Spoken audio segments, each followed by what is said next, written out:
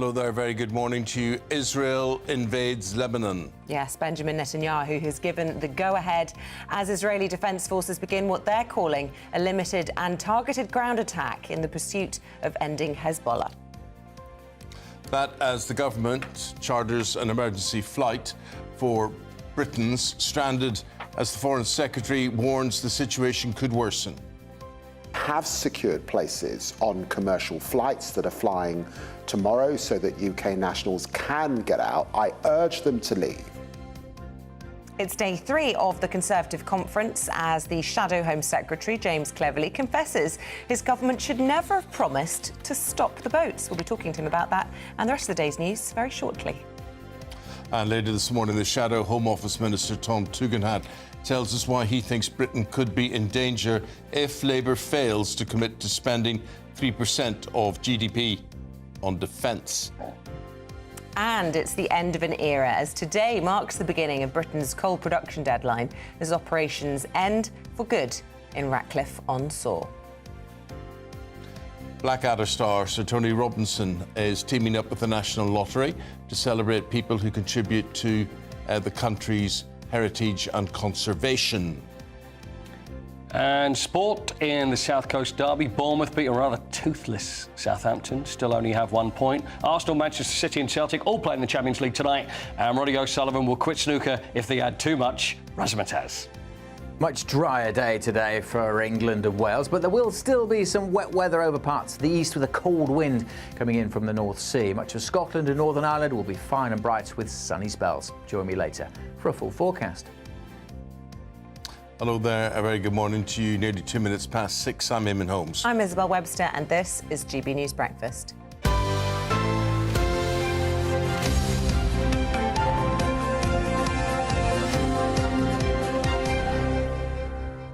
With the Middle East, and the Israeli army says they have begun a targeted ground operation against Iranian-backed militia Hezbollah, with artillery fires reported in the southern parts of Beirut. Well, these developments overnight as breaking news are the first time since 2006 that Israel have had boots on the ground inside Lebanon. Now, this all comes as the government has chartered a commercial flight to help British nationals leave the country. The Foreign Secretary, David Lammy, has urged British nationals to act immediately due to the volatility of it all. We'll do all we can to assist people to get out, and we have secured places on commercial flights that are flying tomorrow so that UK nationals can get out. I urge them to leave because the situation on the ground is fast moving. And of course, whilst we will do everything we can to protect British nationals, and those plans are in place to do so, we cannot anticipate the circumstances and the speed with which we can do that if things escalate in a major way over the coming hours and days. The Foreign Secretary there describing the situation as fast-moving and escalating. Let's find out what Eric Ham thinks of this. Eric is a US political analyst. How would you sum up the situation, Eric?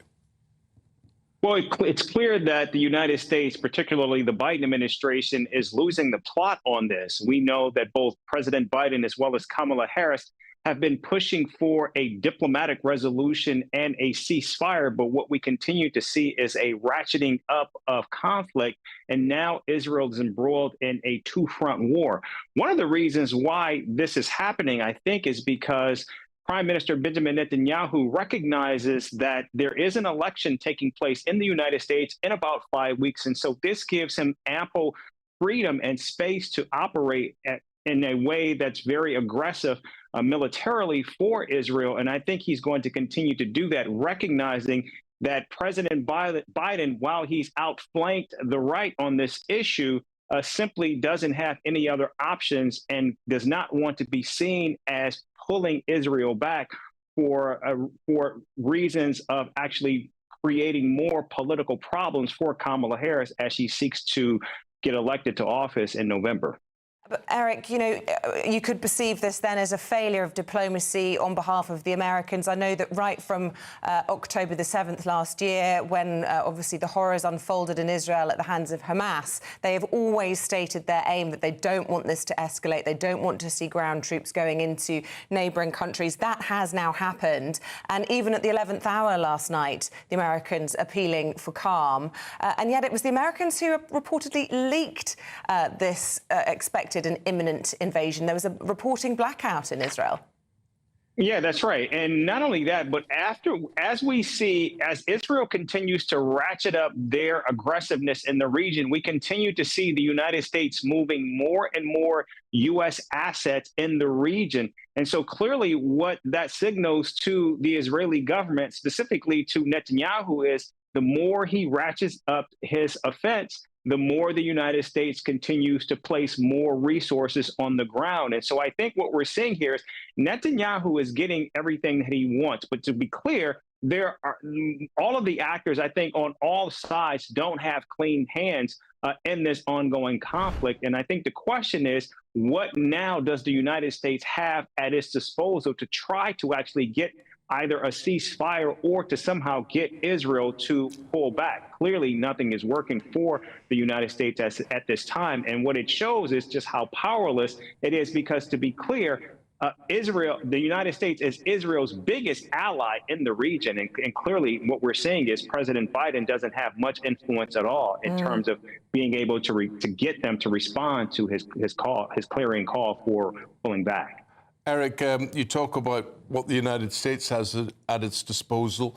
What about Israel? We talk in terms of an invasion here. How big an invasion is this?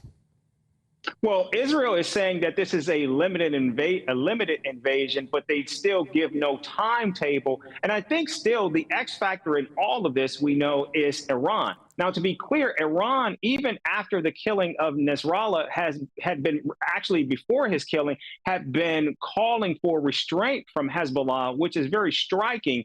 And so now the question is Israel going to continue, I think, in this direction? We know already that there are calls from Erdogan for the UN Security Council to actually bless a response to Israel. And so I think what we're seeing now is all sides in the region are becoming increasingly wary of where this is going. But right now, Iran surprisingly is remaining quiet, and you wonder how long that's going to last. Interesting. OK, Eric Ham joining us from Washington. Thank you very much indeed. We cross now to Dubai and speak to special correspondent at the Daily Mail, David Patrick Karakos. Good morning to you. Of course, here in London, across the United Kingdom, we are thinking about our own citizens. I believe 10,000 or so of them remaining in Lebanon, and the Foreign Secretary organising this commercial flight for tomorrow, saying we may not be able to help you if you don't get on that flight after tomorrow. How likely is it that all of those people will take up that sort of lifeline that they're being handed? Morning. Look, I think it's probably unlikely that all 10,000 will be able to be expedited out of the country in time, especially given how fast things are moving on the ground. But I actually interviewed the Foreign Secretary last week, or slightly over last week, and I can assure you that he's very, very determined, actually, to try and get as many people out of Lebanon as possible, as many British citizens out of Lebanon as possible, because he was understood even then, I think, what was coming. And the situation now is very, very serious on the ground. Israel is moving in. And everyone I speak to in Israel say the government there is determined now to take the momentum that they've got following the assassination of Hassan Nasrallah and clear out parts of South Lebanon to create that buffer zone, to make sure that 60 or 70,000 Israeli citizens who have been sort of essentially de facto exiled from the north of the country can return. This is very serious. What do they do, David? I mean, they've gone into Lebanon. Do they stay there? Well, I mean, if Israel has any sort of historical memory, they won't want to do that. In 1982, they went in to get rid of the threat to the north. 18 years later, they thought it'd be very quick. They had to withdraw in ignominy. I think Israel wants to go in, and all the people in the IDF that I'm speaking to, so they want to go in, create that buffer zone, have their people move back into the northern parts of the country and leave. Israel does not want to get bogged down in Lebanon. It just wants quiet to the north of its border. You were talking about your interview with David Lammy last week. I suppose the government very mindful that if those British citizens don't take up the offer of this commercial flight tomorrow, we may well have a situation where our forces that have been rushed into Cyprus, into Akrotiri, may be needed to do what's been described as a sort of Dunkirk-style rescue operation, a military operation along the coastline of Lebanon. Is that something that you spoke about? It's not something I touched upon specifically, no. But look, I think your previous interview touched upon this. Right now, there's several factors in play that make this a very propitious time for Israel to do this. The Americans have a fleet in the region. We also have a lot of forces in the region. There is an internal political void in the United States with the election coming up, and the momentum is very much with Israel. In just over a month, they've taken out the leaders of Hamas and Hezbollah, the two greatest terror threats they face. Israel is sick and tired of what's happening. A terror group, Hezbollah, has a de facto veto over who lives in the north of Israel, which is unacceptable for every sovereign state, and they are determined to see this through. So as I say, this is very serious, and Britain is going to have to do everything it can to get its citizens out, and they need to leave as well, because it's going to get very dangerous. Yeah, what does seeing it through mean? I mean, the stated aim was for Israelis to be able to return to, as you described, that buffer zone in the north of the country. That feels a long way off. The removal entirely of Hezbollah, I mean, and they've done I don't want to say a good job, but they have successfully managed to decapitate the top of Hezbollah, if you want to put it that way. But, where does this end, I suppose, is my question, because it doesn't seem like this is going to be a limited incursion if you have such an open-ended ambition. That's a very, very good point. Look, Israel wanted to destroy Hamas. I remember being in Israel shortly after October the 7th, and the goal was to destroy Hamas. That's clearly impossible. It's clearly impossible to destroy Hezbollah completely. As you rightly say, over the past 2 weeks, they've decapitated about 98% of the leadership. The organization is in disarray. I think Israel wants to use that opportunity to push Hezbollah several kilometers back from the Lebanese border. But it is about creating calm in the short to medium term. Right now, there is no long-term solution. There is no military long-term solution to any of this anyway. The long-term solution has to come politically. In the interim, the Israelis are going to do whatever they can to use hard power to make things as quiet for them as possible. Patrick, we're looking at the skyline there over Lebanon. A lot of smoke going on, and we're talking about an incursion, an invasion.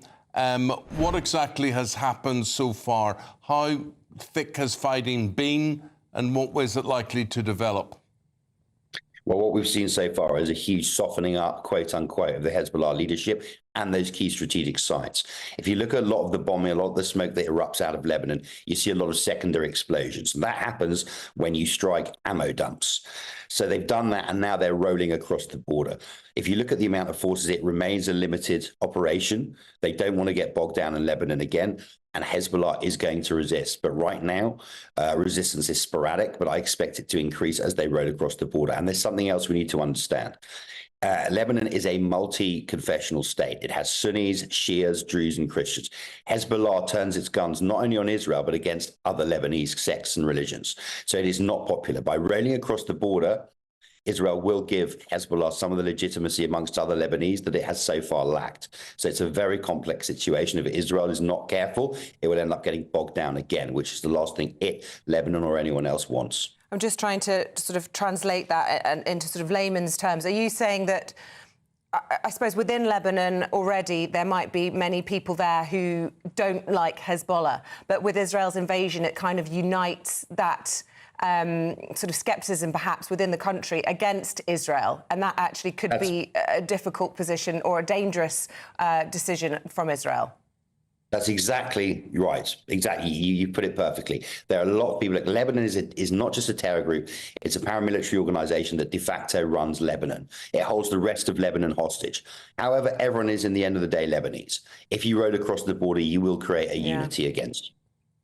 Patrick, we'll leave it there. Thank you. Or David, sorry, we'll leave it there. Thank you very much indeed for your analysis of the situation, speaking to us there from Dubai. Appreciate it. Thank you. Right, let's have a look at some of the other stories that you're waking up to on this Tuesday morning. The Prime Minister has thanked the most senior civil servant, Simon Case, for his years of service after it was announced he would step down at the end of the year. The Cabinet Secretary, who's been undergoing treatment for a neurological condition, told colleagues that whilst his spirit remains willing, his body does not. He began his career in the civil service almost 20 years ago. President Biden has pledged support to the millions of Americans impacted by Hurricane Helene. The president will also visit affected communities later this week. More than 130 people have been killed across 6 states, and 600 remain missing after the hurricane first hit Florida last Thursday. It's brought catastrophic floods to the likes of North Carolina, Georgia, and Tennessee. Former Strictly Professional dancer Giovanni Pernice says he's relieved after the BBC cleared him of some of the most serious allegations made by the actress Amanda Abbington. BBC's also apologised to her after finding some of her claims held up.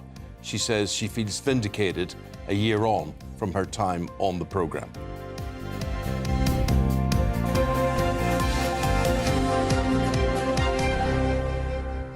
I'm a little bit none the wiser on that Strictly report, because it feels like both sides have come out saying, see, I was right all along.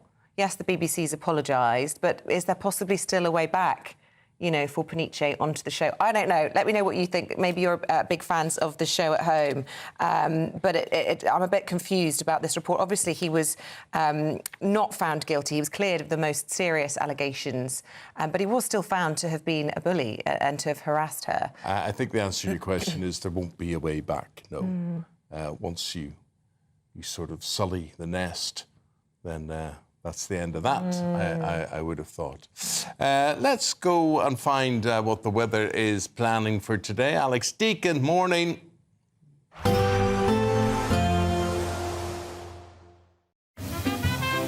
Heavy showers first thing will be followed by a warm, cosy day. Boxed boilers, sponsors of weather on GB News. Good morning. Welcome to your latest weather update from the Met Office here on GB News. A drier day for most today, but there will still be some outbreaks of rain over eastern areas in particular, where there'll also be a cold wind blowing. The wet weather continued through the night over parts of Lincolnshire, Yorkshire, down across East Anglia and the southeast. Not as heavy as yesterday's downpours, but staying pretty grey and soggy here throughout, with a cold wind curling in from the North Sea.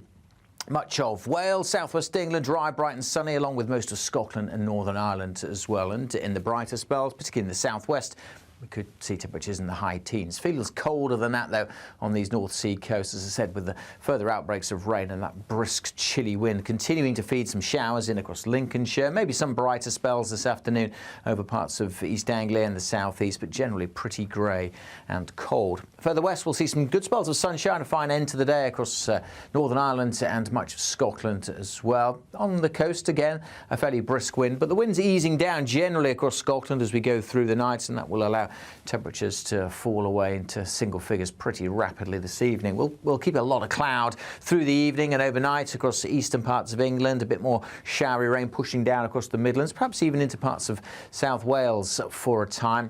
That brisk wind will continue to blow. That will actually help to keep the temperatures up a little bit through the night in double figures across much of central and eastern England. But with the clearer skies further west, and particularly, as I mentioned, further north across Scotland, we'll be down into single figures. Could be a bit of mist and fog here and there first thing tomorrow. That should clear away.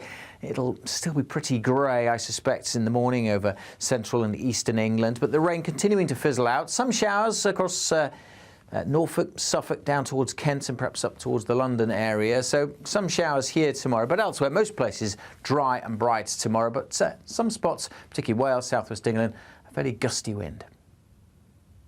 Expect a warm front, moving from the kitchen right through to the rest of the house. Boxed boilers, sponsors of weather on GB News. Let's not forget the Conservative Party conference underway in Birmingham. James Cleverly, Shadow Home Secretary, U-turns on Rishi Sunak's Stop the Boats policy. What's he been saying? We're going to find out more next on that.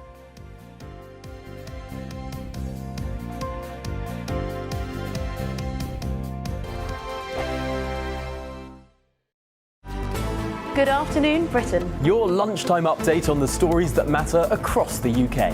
From breaking news and insightful analysis, inspiring stories and lively debates. You're comparing yourself to a former Prime Minister. Which is it? Stay informed, stay updated, stay entertained. I just don't know how anyone would not want to be there. Every weekday from midday. We are Good Afternoon Britain, only on GB News. Britain's news channel. Good afternoon, Britain. Weekdays from midday. National Trust Director General has said something rather curious. She's admitted that 70% of the charity's staff are Union Jack-hating progressive activists. Yes, this was speaking at a Labour Party fringe event. The boss of the charity, Hilary McGrady, acknowledged that there was a gap between her staff's views and the views held by the wider public. So was she being honest? Joining me now to discuss this is historian and broadcaster Rafe Hadelman-Koo, who I believe is with me. Rafe, thank you very much indeed. Can this be true? The founders of the National Trust and later figures involved in it, like my hero James Lees-Milne, were really motivated by love of nation. But I think that love of nation in the Trust has become actively, national self-loathing. And that's really the state of modern Britain. And with the Trust, I mean, what we've done is we've actually entrusted our national heritage to those people who actually actively despise our national heritage, and it's utter madness. Have these people wanted to take over charities like the National Trust for their political ends, or is it just something that happens? Is it just the type of people who work in charities? This has been part of the long march through the institutions, that people need to understand that Britain is now a post-revolutionary society. So the buildings that house our institutions look the same, but the people who now run them bear no comparison to the generations who lovingly built and ran them. They are cuckoos in the nest, and we need to understand that. And of course, once you realize that, of course, that explains completely why, the National Trust and others have crudely tried to denigrate our national heroes and link them and their houses to colonialism and slavery, as they ludicrously tried to do. GB News, the People's Channel. If you want your news to be straight talking... This is a nightmare for the Conservatives again. Down to earth. It's not just Nottingham where this is happening, is it? And most importantly, honest. Hard-working, middle-class taxpayers, they'll get their book thrown at them. Then catch me, Martin Daubney, Monday to Friday, 3 till 6 p.m. on GB News, Britain's news channel. I'm Arlene Foster on GB News, Britain's news channel.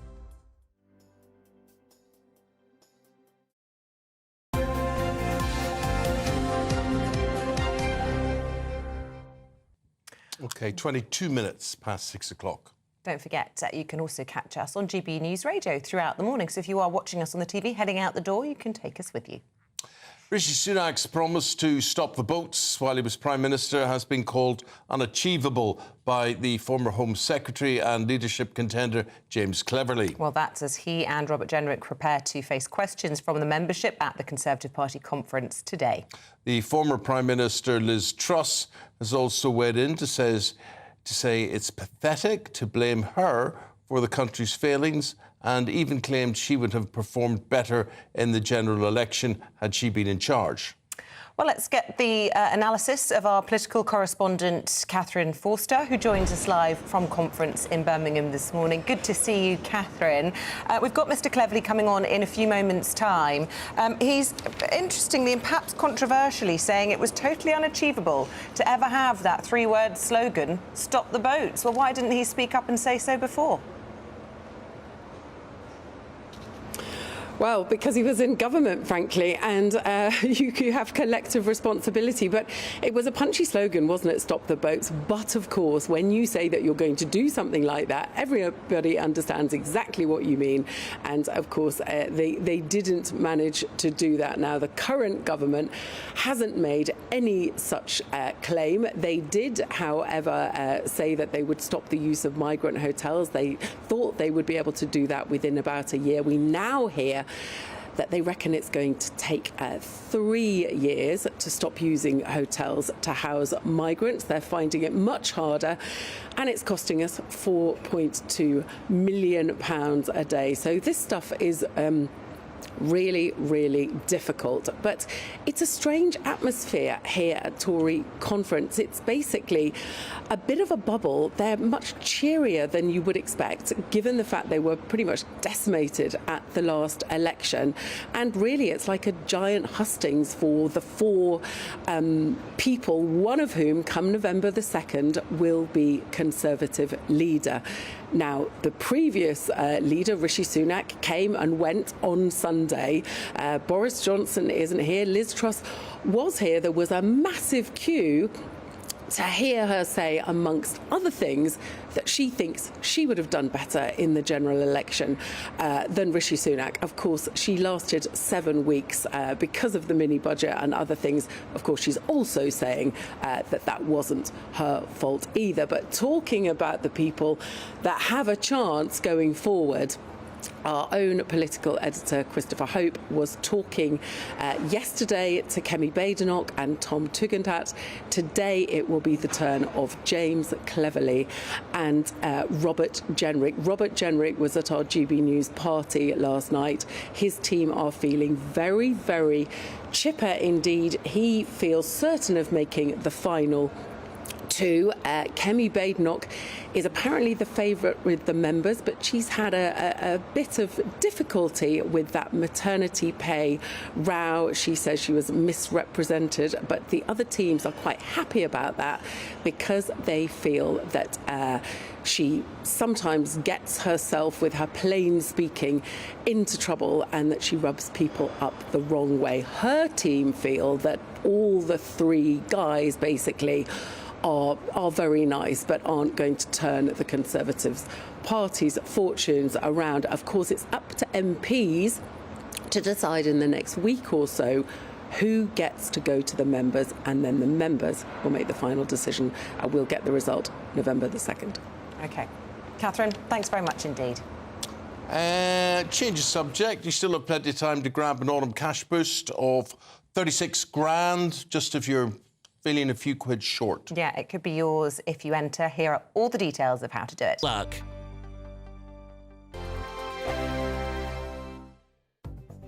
The latest GB News travel. Good morning, I'm Russell Holding. In Cumbria, the A684 is closed in both directions near the M6 west of Sedbergh after an accident. There are a number of road closures because of flooding. In Greater Manchester, the A577 is blocked along Southgate in Wigan. On Merseyside, Queen's Drive at Mossley Hill is closed. In South Yorkshire, Walk Lane at Parkgate is closed. Buses replace trains between Birmingham New Street and Shrewsbury. And in Bedfordshire, the A421 is closed each way between the A6 and M1 near Bedford. In London, Regent Street's closed southbound from Cavendish Place to Oxford Circus because of a burst water main. Oxford Street also closed eastbound from Oxford Circus. Trains in London aren't running out of Liverpool Street to Tottenham Hale, diverting via Seven Sisters because of a faulty rail. And in Devon, the A377 is closed at Umberley because of a fallen tree. That's the latest. You can stay up to date throughout the day by visiting our website, gbnews.com. Welcome to State of the Nation, daily plunge into the stories shaping our country. I'm Jacob Rees-Mogg, and Monday to Thursday we bring you the insights, the facts, the truth about how our country is being governed. Because what happens in Downing Street matters down your street. Tune in to State of the Nation every Monday to Thursday, 8 to 9 o'clock. Only on GB News, the People's Channel, Britain's news channel. It's Patrick Christie's Tonight, and here we do things differently. It's explaining the absolute madness of this, doesn't it? It's explosive. I mean, this is very good. It's lively. 850. Your government sat there, Sean, and it did nothing. It's controversial. And the Middle East has been in turmoil since before I was born. It's everything you need to kickstart your evening. Everyone's had their Weetabix tonight. I love to see it. That's Patrick Christie's Tonight, weeknights from 9 p.m. Only on GB News, the People's Channel, Britain's news channel. Hi there, I'm Michelle Dewberry, and I'm going to take a second to tell you all about my show, Dubes & Co. We start off with the issues of the day. We then bring in both sides of the argument. We get rid of the disrespect. And then you throw me into the mix. And trust me, I'll tell it exactly how it is. And then, of course, the magic ingredient, you at home. We mix it all together, and what have we got? In my opinion, the best debate show in town. Monday to Friday, 6 till 7 on GB News, Britain's news channel. This Sunday, join me, Camilla Tominey, for an exclusive interview with one of the most controversial, influential and unique political figures of our time. Boris Johnson will be in studio discussing his new memoir, Unleashed, the gripping story of how he dealt with plotting politicians, problematic princes and a pandemic. From Boris bikes to Brexit and everything else in between. This Sunday at 9:30 a.m, only on GB News, the People's Channel, Britain's news channel.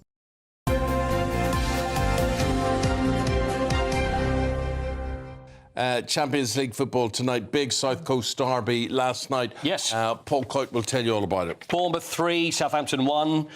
It was easy for Bournemouth. Yeah. Really was. And horrible start for Southampton. Only got 1 point out of the first 6 games. So a really bad start for them. Russell Martin, the Southampton manager, said, I didn't recognise our team. Well, they're the one in the stripes. I didn't like a lot of what I saw. I was hurt by the lack of spirit and fight. No aggression, no courage, no intensity. You know there's always trouble when a manager starts having a go and digging out the team.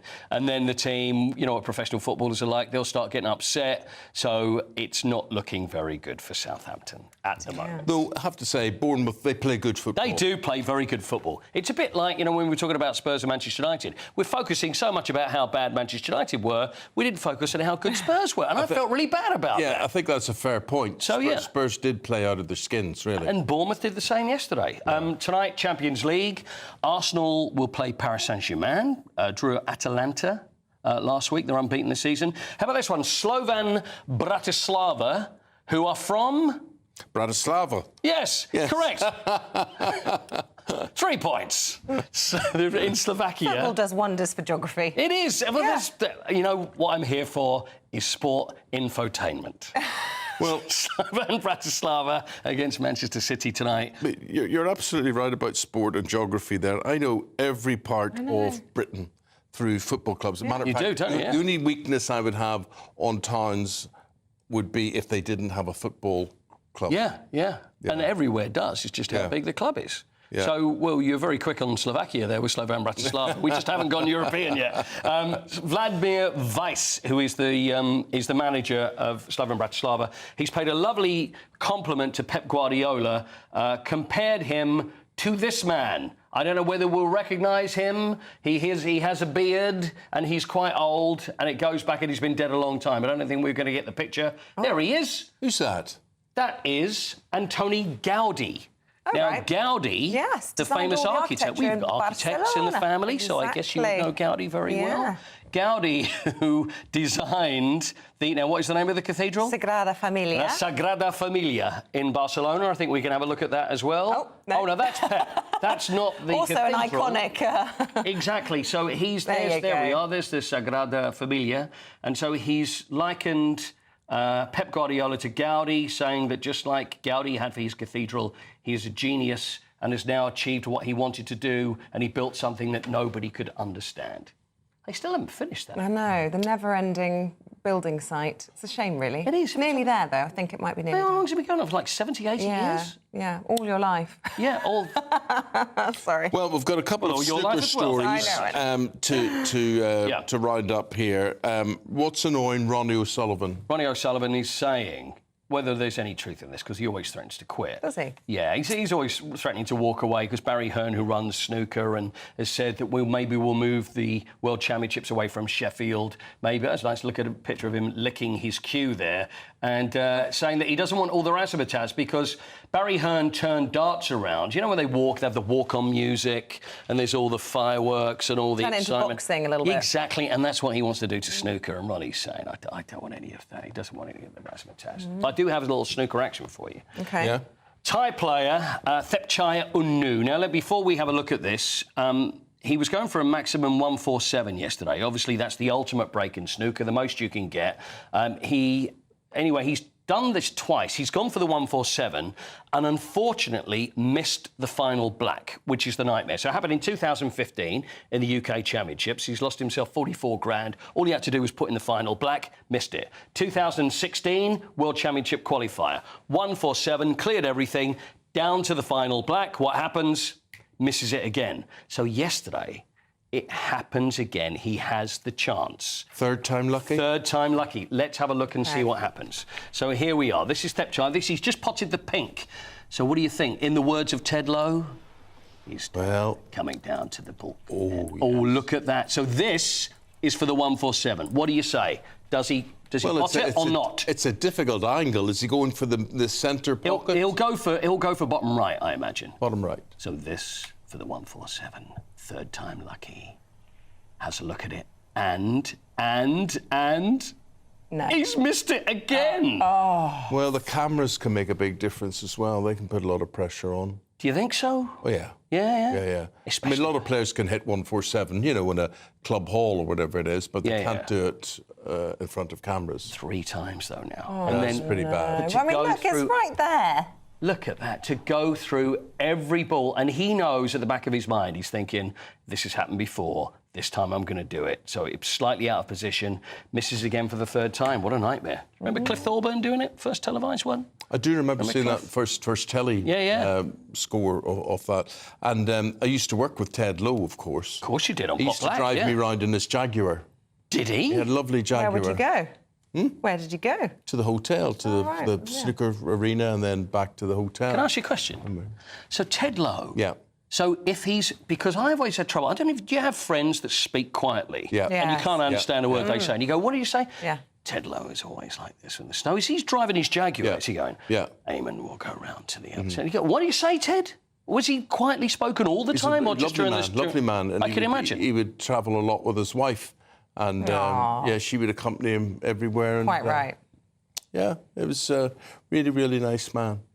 Eamonn, we're going to go for one of the greats. Now. Can't hear you, Coity. Speak up, man. There you go. Okay. Last host of Pot Black. Took it off the air. So good they couldn't beat it, Eamonn. That's it. What it they was. thought it can't get any better than this. We're stopping the thing now. We're taking you off the air now, Coity. Yes, we'll see you a little bit later on. I don't blame you. Stay with us. Still to come, Prince Harry is gushing over his daughter during an official engagement. Find out what he said in just a moment.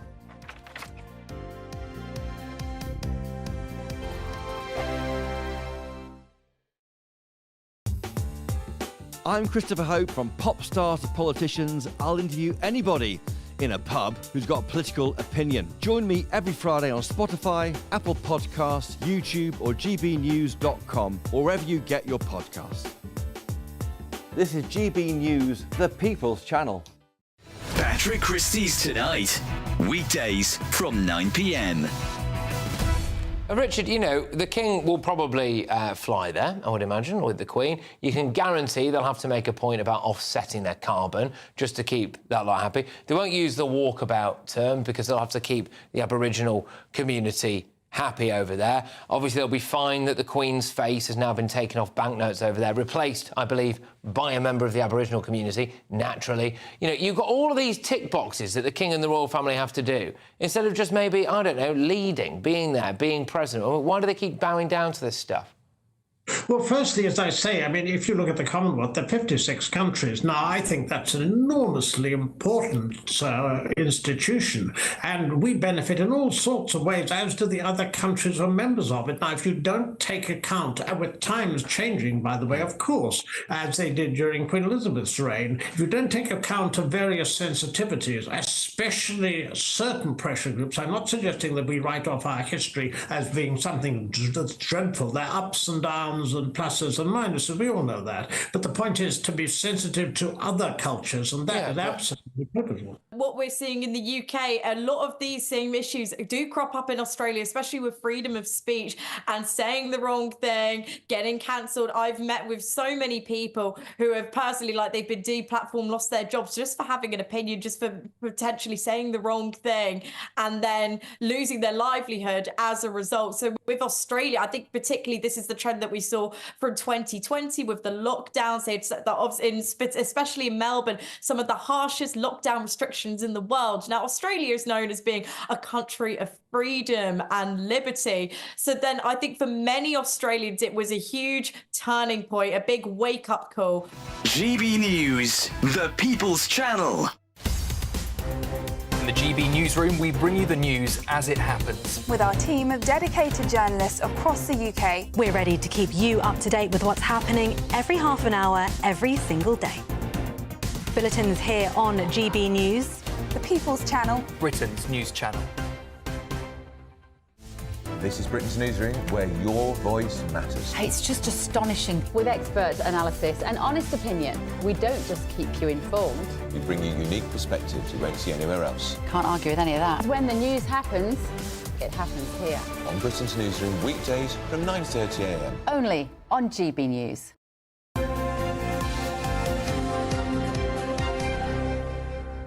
We've got Claire Muldoon, we've got Paula London here. Lovely to see you both. And we're going to talk about, ladies, the situation in the Middle East and what Israel is doing there. Claire, what do you think? Well, it's an incredibly volatile and dangerous position that Netanyahu is putting the rest of the Western world in at the moment. I have got serious reservations about what has been done. I think we are closer to another war in the Middle East. We've got the Houthis from Yemen. We've got Iran that seem to not bother at all about what's happening as long as it doesn't affect them. But we've got Lebanon and Lebanon thinking, well, we can actually provide some sort of defence. Well, I'm sorry, they can't. They just don't have the capabilities of the absolute tactical bombing that Israel are unleashing on that part of the Middle East. We're just looking at live and pictures it's of just Beirut, incredible. Just outside Beirut in Lebanon this morning, I believe. Highly tactical, highly ordered, and just absolutely right in there. I mean, these pictures are horrific. And this is modern day life. We are supposed to have moved on, surely, in life. We should be talking about this. And we're almost up now to the year anniversary of the dreadful Hamas terrorist hit in Israel at the festival, which was shocking. But even then, I called for a ceasefire, not because I think there's any legitimacy in Hamas being a political party. They're not. They are terrorists, out and out, and they have to be dealt with. Now. Sorry? I think Hamas should surrender now. They've lost so many people. They're clearly losing the war. I don't know why they don't surrender.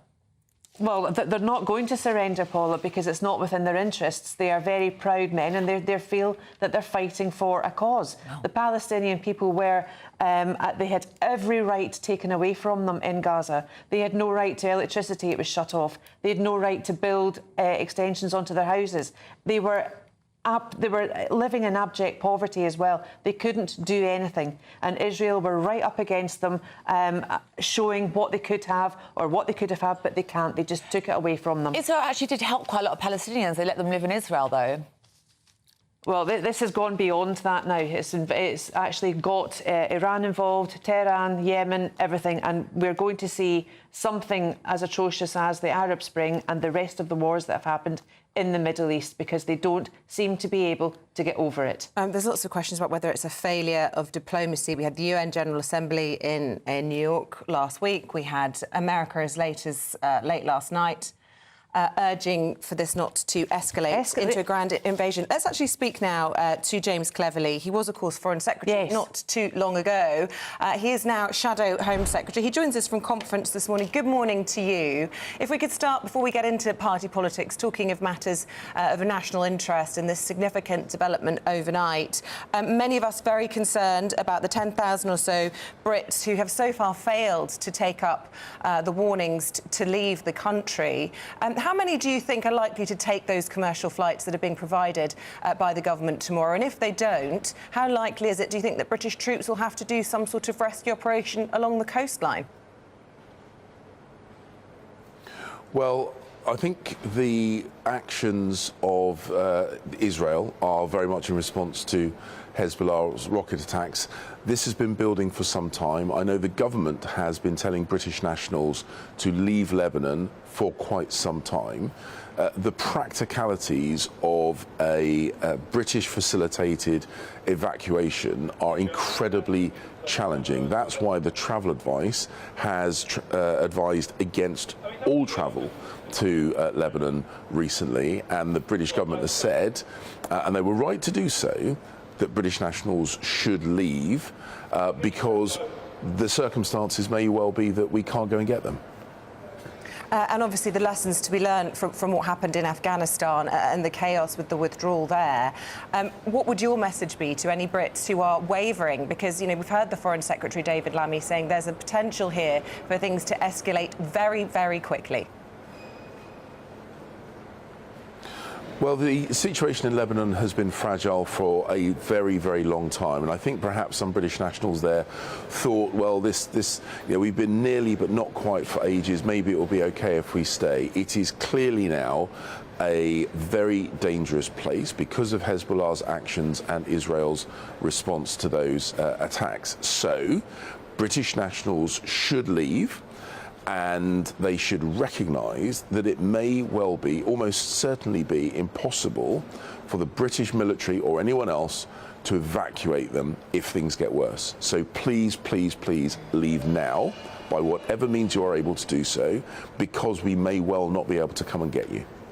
Mr. Cleverly, am I talking to the new leader of the Conservative Party? Yes, that's the plan. That's how I've been campaigning. I've been campaigning because I know that having had the most experience, particularly as party chairman and a general election winning party chairman, I know what we need to do to get our party back in gear, to get our party back in government, and make sure we get rid of this Labour Party, who is already, this party is doing already so much damage to the British people in government. Labour don't deserve to hold that office, and we have to kick them out. Now, it's a difficult week for you because you've got to get through this week before you can actually face the membership. How difficult is that task? Well, voting is always a challenging process, and when you're standing as a candidate, you've got to work for every vote. I've been talking to members of Parliament who, of course, have the power in their hands at the next round of voting to choose who goes through to the members, but I'm getting a huge amount of support from the party members, many of whom are telling their MPs to make sure I go through to the final two because they want to have the chance to vote for me. But, you know, I've been former chairman of the party. This is my tribe. This is my clan. These are people I've campaigned shoulder to shoulder with for many years. And I'm very confident that because of the standing that I have with the members of the party, when I get through to the final two, I'll do very well. What are you doing push-ups? There's pictures of you in the newspapers today as part of this whole campaign there and getting attention around yourself.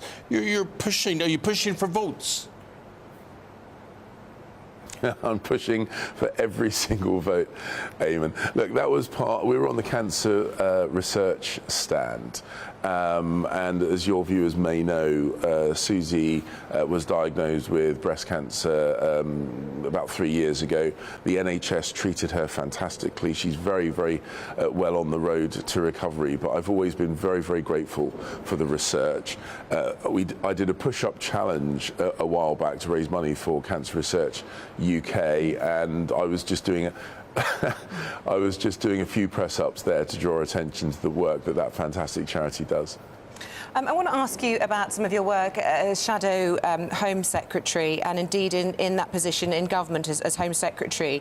I'm looking at the front of the Times this morning, and Labour is claiming that you did no work in the months before the election, that the backlog is far worse than they expected. They think migrants will be stuck in hotels for 3 years at a cost of £4 million a day.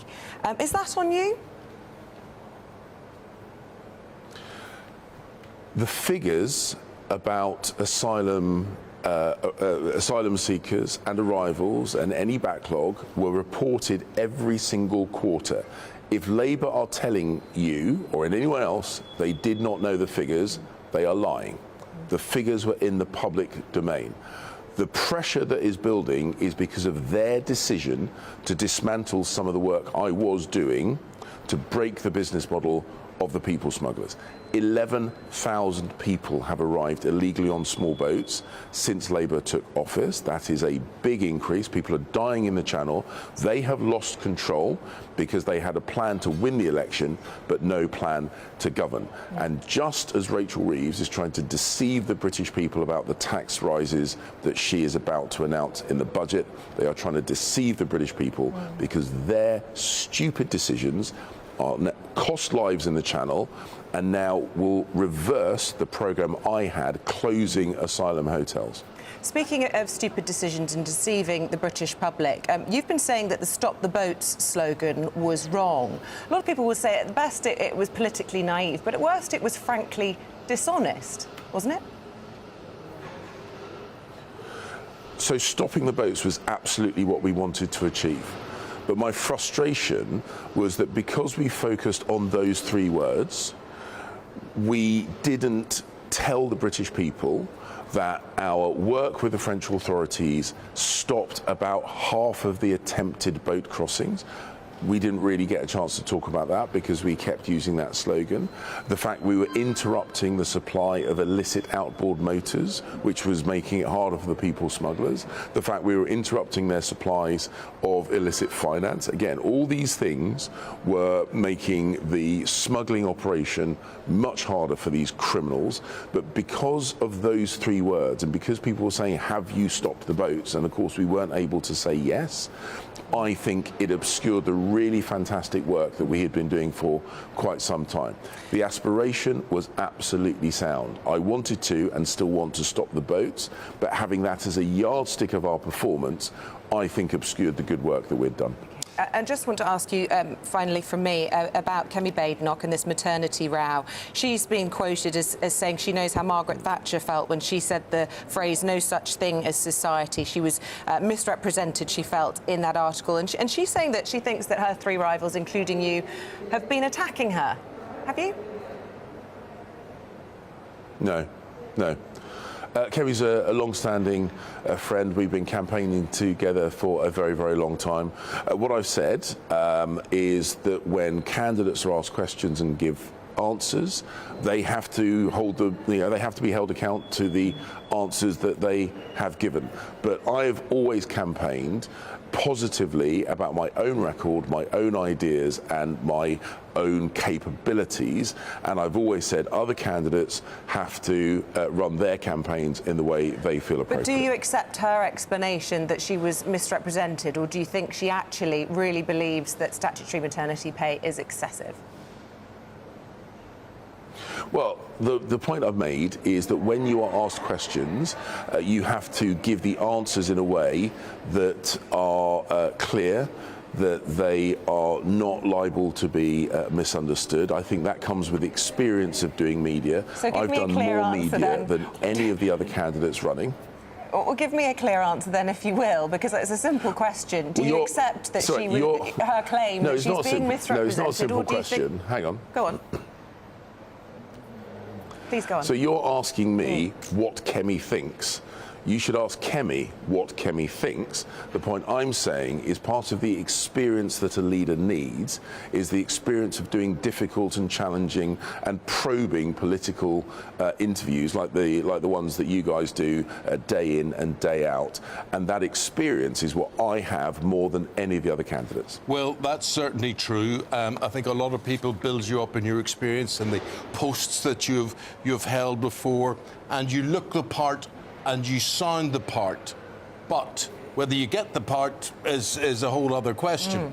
What would the public be getting with James Cleverly as the leader of the Conservative Party? Who would you be?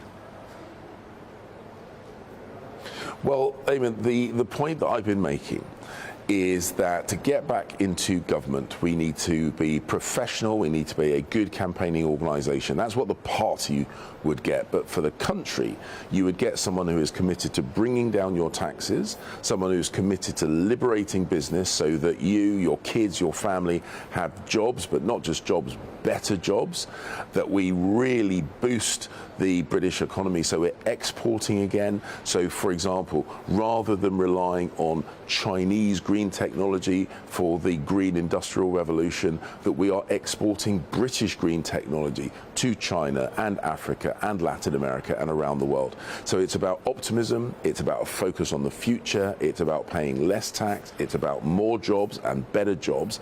These are the things that I'm passionate about. These are the things I've always been passionate about. And if I become the leader of the party, I'm best placed to kick out Labour and get this country headed back in the right direction. Well, in your campaign, Mr. Cleverly, thank you very much indeed for your time this morning. And we've got a minute or so to chat to the panel. What are your thoughts so far? I mean, word is on the street that he's a very nice guy and he's quite popular amongst his peers. Is that going to stand him in good stead, or could that be a fatal flaw? Well, I think there's going to be another schism because there's already bitchiness because they don't want the party members to be able to vote for the leader of the Conservatives. I'm conscious of the budget, of Rachel Reeves' budget at the beginning of October. Sunak's going to have to do a response to that. I think it's absolutely ridiculous. Yeah, I agree. Yeah. Really ridiculous. Yeah. I would love to know who he's got lined up for his shadow cabinet. I would also like to know who he would like to be up against if he went through to the final two. And ultimately, I think Robert Jenrick might get it. Yeah, I think Robert definitely will. How boring is he? I mean, goodness me. I mean, that he Bidnock as well. She's exciting. Well, I mean, James seems to find it very difficult to answer a clear question, even though he's saying the same thing about Kemi. So I don't think any of them are particularly good, but I do actually quite like Robert Jenrick, and I think I'd like to watch him during PMQs. Why do you like him? Well, I think he's quite a strong character, and I think he does care about national security. For me, that's one of my biggest concerns in the country. Well, so does Tugendhat. He cares about national security. Well, I don't know. I know he was in the armed forces, but I'm not so much. I definitely, out of all of them, Robert Jenrick, no doubt. What do you think about these migrants in the hotels for the next 3 years? Well, Geopolitical Refugees Welcome Cooper is confident, apparently, that the Home Office will clear just under 90,000 initial claims. OK. Right. Got to leave you there. We're going to take a break and we're back with the top news after this.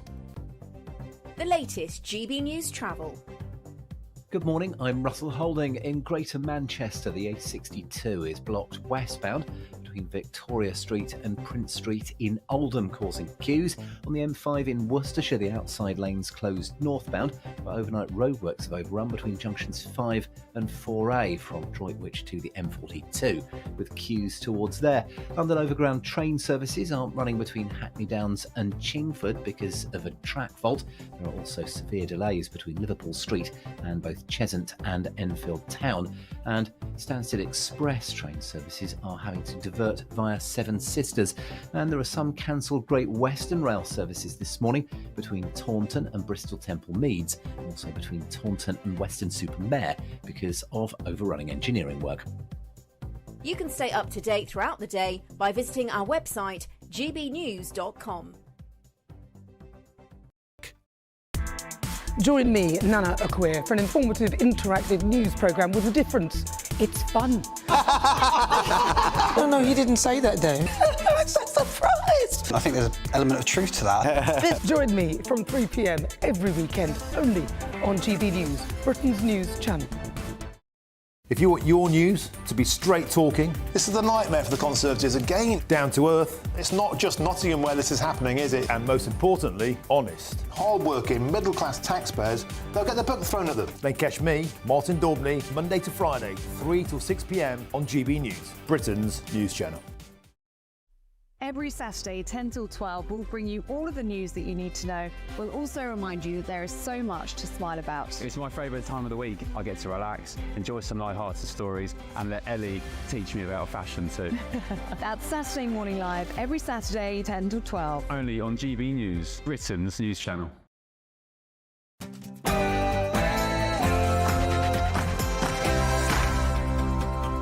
Good morning. Israel has invaded Lebanon. The Israeli Prime Minister has given the go-ahead as their defence forces begin what they're calling a limited and targeted ground attack. Well, that's as the government is chartering an emergency flight for Britain's stranded, as the Foreign Secretary, David Lammy, warns the situation could worsen. Have secured places on commercial flights that are flying tomorrow so that UK nationals can get out. I urge them to leave. Our GB News Home and Affairs editor has more. Well, clearly it is a worsening situation now in Lebanon, with thousands of British nationals still in that country. So the operation potentially to evacuate them will get ahead in earnest. It's day 3 of the Conservative conference, and the Shadow Home Secretary James Cleverly has been confessing that his government should never have promised to stop the boats. And later this hour, the Shadow Home Office Minister Tom Tugendhat tells us why he thinks Britain could be in danger if Labour fails to commit to spending 3% of GDP on defence. And it's the end of an era, as today marks the beginning of Britain's coal production deadline as operations end for good in Ratcliffe-on-Soar. Sir Tony Robinson of Blackadder fame is teaming up with the National Lottery. He'll be celebrating contributions to the country's heritage and conservation. And he'll be with us later this morning to explain more on that. And in sport, well, in the South Coast derby, Bournemouth beat a rather toothless Southampton 3-1 last night. Still only have 1 point, Southampton. Arsenal, Manchester City and Celtic all play in the Champions League tonight. And Manchester United are expected to stick with Erik ten Hag for now. Much drier day today for England and Wales, but there will still be some wet weather over parts of the east with a cold wind coming in from the North Sea. Much of Scotland and Northern Ireland will be fine and bright with sunny spells. Join me later for a full forecast. The time, 2 minutes past 7. A very good morning to you. I'm Eamonn Holmes. I'm Isabel Webster, and you're tuned in to GB News Breakfast.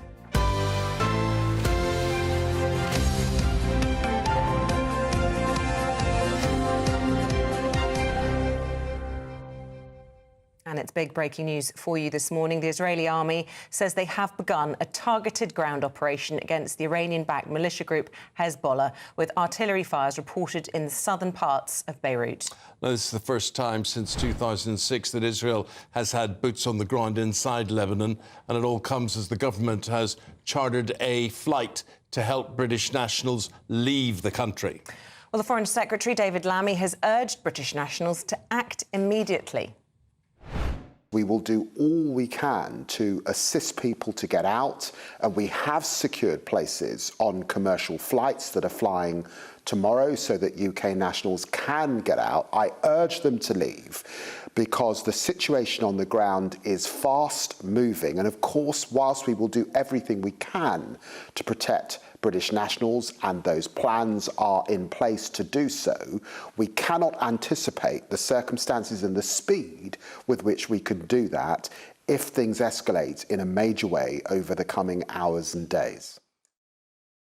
Well, you saw Mark White, our Home and Security Editor, at the top of the programme there. We go back to him for his views on things. And Mark, we talk about 10,000 Brits to get out of the country. Who are these people? Why are they there for? Well, many of them are dual nationals, but there are also British nationals who are working in and around Lebanon as well. In the Middle East, you'll find many Brits who are working in that part of the country, like any country in the world. We're an international population, and we're out there in countries like Lebanon. So as you say, 1,000, we don't know how many are still left, but 10,000 British nationals have been out there. And the real concern, I think, for the British government going forward is how you get these people evacuated from that increasingly hot war zone when things deteriorate further. Because at the moment, yes, there are still some commercial flights heading in and out of Beirut in particular. But if things worsen, then, of course, the civilian carriers are not going to be flying into Lebanon anymore. And that really limits the options. There are potential for getting ferries out of the main port in Beirut, for instance. But it may well switch to a military operation involving UK military personnel. And that's why in recent days we've seen hundreds of British nationals heading of British military personnel, I should say, heading towards RAF Akrotiri, the British base on Cyprus. We have ships in the area, Type 45 destroyer and a Bay-class landing ship as well that would help with any evacuation. And of course the RAF are there in numbers at RAF Akrotiri. So the planners are meeting daily to try to work out the best way of doing it. It's not a military operation yet, but it may well become that. Now, Mark, we're looking at a skyline there over Lebanon, and we're not sure of the size of this invasion or incursion or whatever you'd like to call it. All this smoke, what do you think the targets have been there? Well, I think a lot of the smoke that you're seeing, Eamonn, is from the kind of coordinated airstrikes that we've been seeing over the last couple of weeks as the Israeli Air Force, missiles launched as well, and artillery from the Israeli side of the Lebanese border is trying to degrade these Hezbollah targets, going after, of course, we know the leadership trying to decapitate this terrorist group, but also going after the likes of the kind of rocket and missile firing infrastructure to try to degrade Hezbollah's capability ahead of this ground invasion. Now, what we're told, Eamonn and Isabel, is that it is going to be a sort of limited incursion to begin with, but of course Israel, once they start this, have no real control over this, depending on the reaction of Hezbollah and the kind of opposition they meet. It could very well become a much more significant ground operation. And we remember back to 2006, the last time that Israel went into Lebanon in full force, and that was a very bloody attritional campaign lasting just over a month, in which no side came out as the victor. There was a stalemate, a negotiated settlement, and then Israel pulled back out. It could be a much more bloodier than that this time around. Mark White, thanks very much for that. Let's bring in the defence editor at the Evening Standard, Robert Fox. Good to see you, Robert. I want to ask you a question that obviously we have to be careful in how we answer, but I know you will be. But this is something that I'm being asked time and again by friends at the moment. And people are saying to me, in my view, how likely do you think it is that this could quite quickly develop into something much broader, where you have the likes of Iran backed by Russia? You have the UAE this morning coming out fully supporting Lebanon.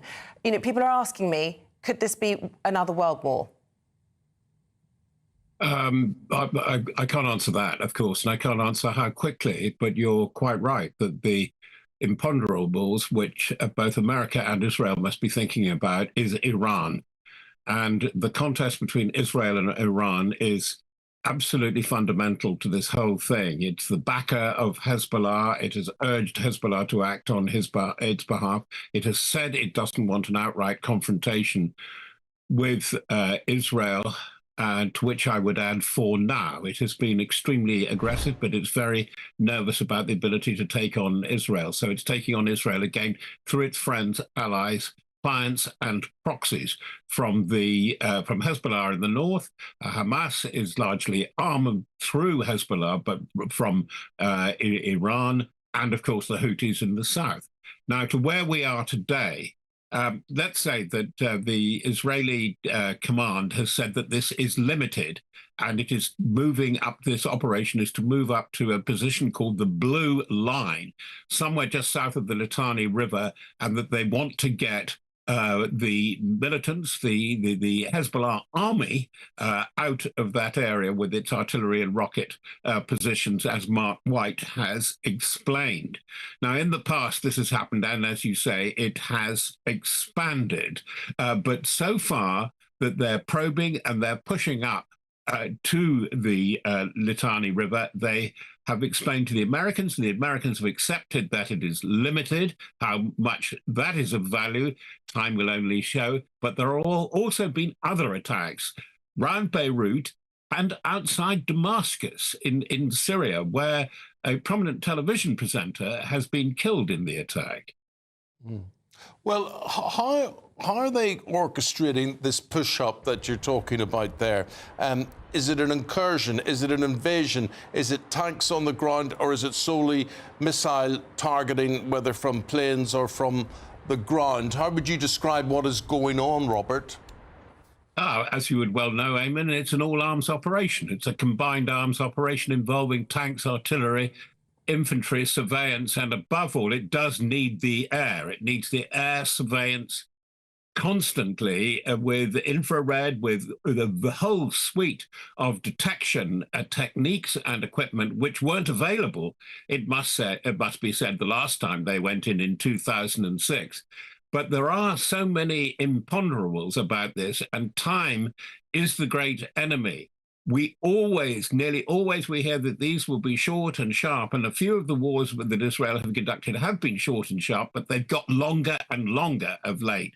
Who would have thought we are now facing the first anniversary? It has been a year since the terrible massacres of October the 7th, and then the response of Israel and Hezbollah, it must be said, on October the 8th.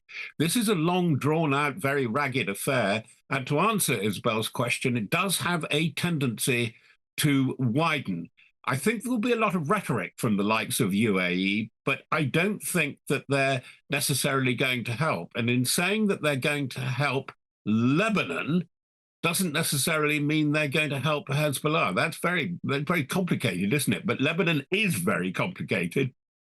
It's barely got a government. The nominal government is a coalition, in which Hezbollah is a partner. Okay. Robert Fox, thanks very much indeed for your Thanks, insight Robert. there. Let's bring in former British Army spokesperson, Major Michael Shearer. Good morning to you and welcome to the programme. I just want to ask you about I suppose the tensions within the Western partnership between Israel, Britain and America, because my understanding is this limited incursion was under a reporting ban in Israel for military strategic advantage. They were asking media there not to report on any of the movements of their military. The Americans leaked this. Key allies leaked this to the world's press. How much will that have had a contributory factor to this kind of ultimately failure of diplomacy? Yeah, well, that's politics, I guess. I have no idea what the reason behind the US leaking operational security information like that. What is in it for them? I really just don't know that. Notwithstanding, the Israeli Defense Forces are well set to do these localized targeted raids with the political support, notwithstanding any leakage that came from the US administration. And of course, their aim is to make that region of Israel, of northern Israel, safe from the missiles and rockets that have been constantly raining down on the families of Israel in northern Israel for the guts of a year now. And how likely is it that by Israel sending troops on the ground into Lebanon, they could actually be making a more dangerous enemy? Because at the moment, you know, many Lebanese oppose Hezbollah within the country. There are Christians there as well. But as soon as a country steps foot within the borders of that country, it instantly unites all of those factions. Is this something that, you know, military strategists will have taken into account? Yes, for sure they will have done. I mean, let's not lose sight of the fact that Israel are fighting for their very existence. Since October 7th last year, and the day after when Hezbollah got themselves involved in this, they've been raining rockets down on the Israeli family, 60,000 of which are now displaced in their own country as a result. I think Israel have got no choice but to deal with this in the Lebanon. I mean, they've given a year now for the Lebanese authorities to do something about it, who are clearly impotent and can't do anything and to influence Hezbollah at all. So I think if you look at it through the lens of the Israeli families and the Israeli administration, they were bound to have to go in at some stage and deal with this directly themselves. OK. Thank you very much indeed for giving us your analysis this morning. Major Mike Shearer there. Thank you very much indeed. The time's 7:15. We're going to bring you up to date with some other stories that we're picking up on this morning. The Prime Minister has thanked the most senior civil servant, Simon Case, for his years of service after it was announced he will step down at the end of the year. The Cabinet Secretary, who's been undergoing treatment for a neurological condition, told colleagues that whilst his spirit remains willing, his body does not. Joe Biden has pledged support to the millions of Americans impacted by Hurricane Helene. The president will also visit affected communities later this week. More than 130 people have been killed across 6 states. 600 people remain missing after the hurricane first hit Florida last Thursday. It's brought catastrophic floods to North Carolina, Georgia and Tennessee. Former American President Jimmy Carter celebrates his 100th birthday today. America will mark the special occasion with a number of events, including a jet flyover performed by the Navy for Mr. Carter, who is the longest living president. The Centurion remains in hospice care after being diagnosed with cancer over 10 years ago.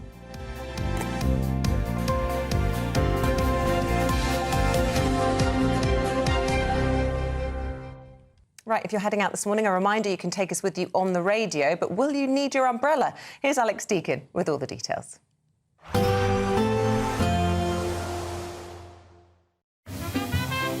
Heavy showers first thing will be followed by a warm, cosy day. Boxed boilers, sponsors of weather on GB News. Good morning. Welcome to your latest weather update from the Met Office here on GB News. A drier day for most today, but there will still be some outbreaks of rain over eastern areas in particular, where there'll also be a cold wind blowing. The wet weather continued through the night over parts of Lincolnshire, Yorkshire, down across East Anglia and the southeast. Not as heavy as yesterday's downpours, but staying pretty grey and soggy here throughout with a cold wind curling in from the North Sea. Much of Wales, southwest England, dry, bright and sunny, along with most of Scotland and Northern Ireland as well. And in the brighter spells, particularly in the southwest, we could see temperatures in the high teens. Feels colder than that, though, on these North Sea coasts, as I said, with the further outbreaks of rain and that brisk, chilly wind continuing to feed some showers in across Lincolnshire. Maybe some brighter spells this afternoon over parts of East Anglia and the southeast, but generally pretty grey and cold. Further west, we'll see some good spells of sunshine, a fine end to the day across Northern Ireland and much of Scotland as well. On the coast, again, a fairly brisk wind, but the wind's easing down generally across Scotland as we go through the night, and that will allow temperatures to fall away into single figures pretty rapidly this evening. We'll keep a lot of cloud through the evening and overnight across the eastern parts of England, a bit more showery rain pushing down across the Midlands, perhaps even into parts of South Wales for a time. That brisk wind will continue to blow. That will actually help to keep the temperatures up a little bit through the night in double figures across much of central and eastern England. But with the clearer skies further west, and particularly, as I mentioned, further north across Scotland, we'll be down into single figures. Could be a bit of mist and fog here and there first thing tomorrow. That should clear away. It'll still be pretty grey, I suspect, in the morning over central and eastern England. But the rain continuing to fizzle out. Some showers across Norfolk, Suffolk, down towards Kent and perhaps up towards the London area. So some showers here tomorrow, but elsewhere, most places dry and bright tomorrow. But some spots, particularly Wales, southwest England, a fairly gusty wind. Expect a warm front, moving from the kitchen right through to the rest of the house. Boxed boilers, sponsors of weather on GB News. At this stage of the morning, I think it's a good one to have a look at what's happening weather-wise out there. And while the evenings are drawing in, I quite enjoy the autumn. I quite like that season when you just start to put the heating on, light the fires. And if you do need a bit of an autumn cash boost, don't forget that the Great British Giveaway is, frankly, really great. £36,000 in tax-free cash. To enjoy in the seasons of mist and mellow fruitfulness, close bosom friend of the maturing sun. And then I can't remember the rest of it. Anyway, that's autumn.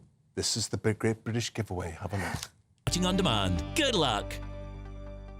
So what happens when we die? We were reading in the papers there.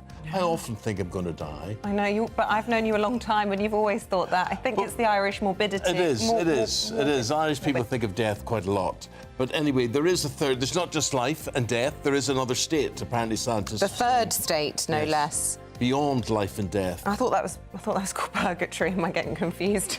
No, purgatory's a Once religious you've died. state. So right. it's not heaven or hell. Okay. It's purgatory's in between. Oh, right, so it's life and death, and you're in this sort of no man's land where you might come back, but you might also die. Yeah. When you see the light at the end of the tunnel. So you could come back from that. Have you ever had a near-death state. experience? No. Not even close? No. Oh. Have you? No. Not that I know. Why are you looking surprised that I haven't you're had a bit one? longer in the tooth, I thought. Just a bit more life experience. No. I'm always fascinated. If you at home have had a near-death experience, have you been to the third state? Let us know what it was like. Often on this programme, I feel as if I'm having a near-death experience. That's about it. You will in a minute. We're back after the break. See you then. Mark Dolan tonight is your weekend dose of news, debate and entertainment. This sounds like a wild conspiracy theory. Don't miss My Big Opinion. Mark Meets at My Take at 10. Democracy is a funny old thing. And we don't do boring. Not on my watch. I just won't have it. Let's go and get another glass of that bubbly. You've earned it. That's Mark Dolan tonight, Saturday and Sunday, 9 to 11, only on GB News, the People's Channel, Britain's news channel. Good afternoon, Britain. Your lunchtime update on the stories that matter across the UK. From breaking news and insightful analysis, inspiring stories and lively debates. You're comparing yourself to a former Prime Minister. Which is it? Stay informed, stay updated, stay entertained. I just don't know how anyone would not want to be there. Every weekday from midday. We are Good Afternoon Britain, only on GB News. Britain's news channel. I'm Christopher Hope. From pop stars to politicians, I'll interview anybody in a pub who's got a political opinion. Join me every Friday on Spotify, Apple Podcasts, YouTube or gbnews.com, or wherever you get your podcasts. This is GB News, the People's Channel. This is Britain's Newsroom, where your voice matters. It's just astonishing. With expert analysis and honest opinion, we don't just keep you informed. We bring you unique perspectives you won't see anywhere else. Can't argue with any of that. When the news happens, it happens here. On Britain's Newsroom, weekdays from 9:30 a.m. Only on GB News. In the GB Newsroom, we bring you the news as it happens. With our team of dedicated journalists across the UK, we're ready to keep you up to date with what's happening every half an hour, every single day. Bulletins here on GB News, the People's Channel, Britain's news channel. Welcome to State of the Nation, daily plunge into the stories shaping our country. I'm Jacob Rees-Mogg, and Monday to Thursday we bring you the insights, the facts, the truth about how our country is being governed. Because what happens in Downing Street matters down your street. Tune in to State of the Nation every Monday to Thursday, 8 to 9 o'clock. Only on GB News, the People's Channel, Britain's news channel. Are the newspapers getting you down? My wife didn't divorce me that month. Struggling to separate the wheat from the chaff? I know that it's a bit of a circus at the best of times. Well, don't worry. Headliners has got you covered. We'll take the burden of reading the day's news, and if we get depressed, who cares? It's an occupational hazard, frankly. That's Headliners on GB News from 11 p.m. till midnight, and the following morning, 5 till 6 a.m. on GB News, the comedy channel. Nah, just kidding. Britain's news channel.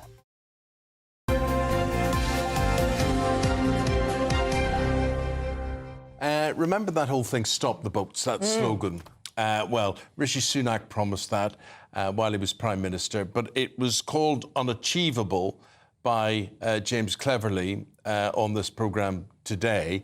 And that is as he and Robert Jenrick prepare to face questions from the membership, and that's at the Conservative Party conference today. Well, let's take a listen, first of all, to what James Cleverly had to say about his campaign. About optimism, it's about a focus on the future, it's about paying less tax, it's about more jobs and better jobs. These are the things that I'm passionate about.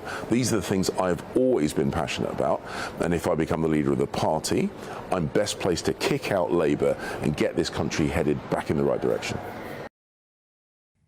Well, joining us live with all the latest from Birmingham is GB News' political correspondent Catherine Forster. So that was James Cleverly on a short while ago. We've got Tom Tugendhat coming on in a few minutes' time as well. Things are all hotting up. Yes, indeed it is, because it's like a giant hustings, really, this conference, deciding who is going to be the next leader of the Conservative Party. The choice of the four that we have now, it's going to be up to MPs to decide the final two, but then members will have the final say. So the leadership candidates are walking around here. You always see them with a group of people, a group of supporters. There's always a hubbub, there's always a noise. Trying to get MPs on side and also members going forward. I thought it was very interesting what James Cleverly said to us a little bit earlier, specifically around the boats. He did say that he thought it was unfortunate that they'd used that slogan, "Stop the boats," and that obviously they hadn't managed to do that. I mean, it's a huge challenge across Europe, but he feels that they did do a lot of work and that a lot of that is now being undone by the current Labour government. Now, there's a story today that the new government said that they would end the use of migrant hotels, currently costing us £4.2 million a year. Now the government are saying, oh, the situation's much worse, it's going to take a lot longer.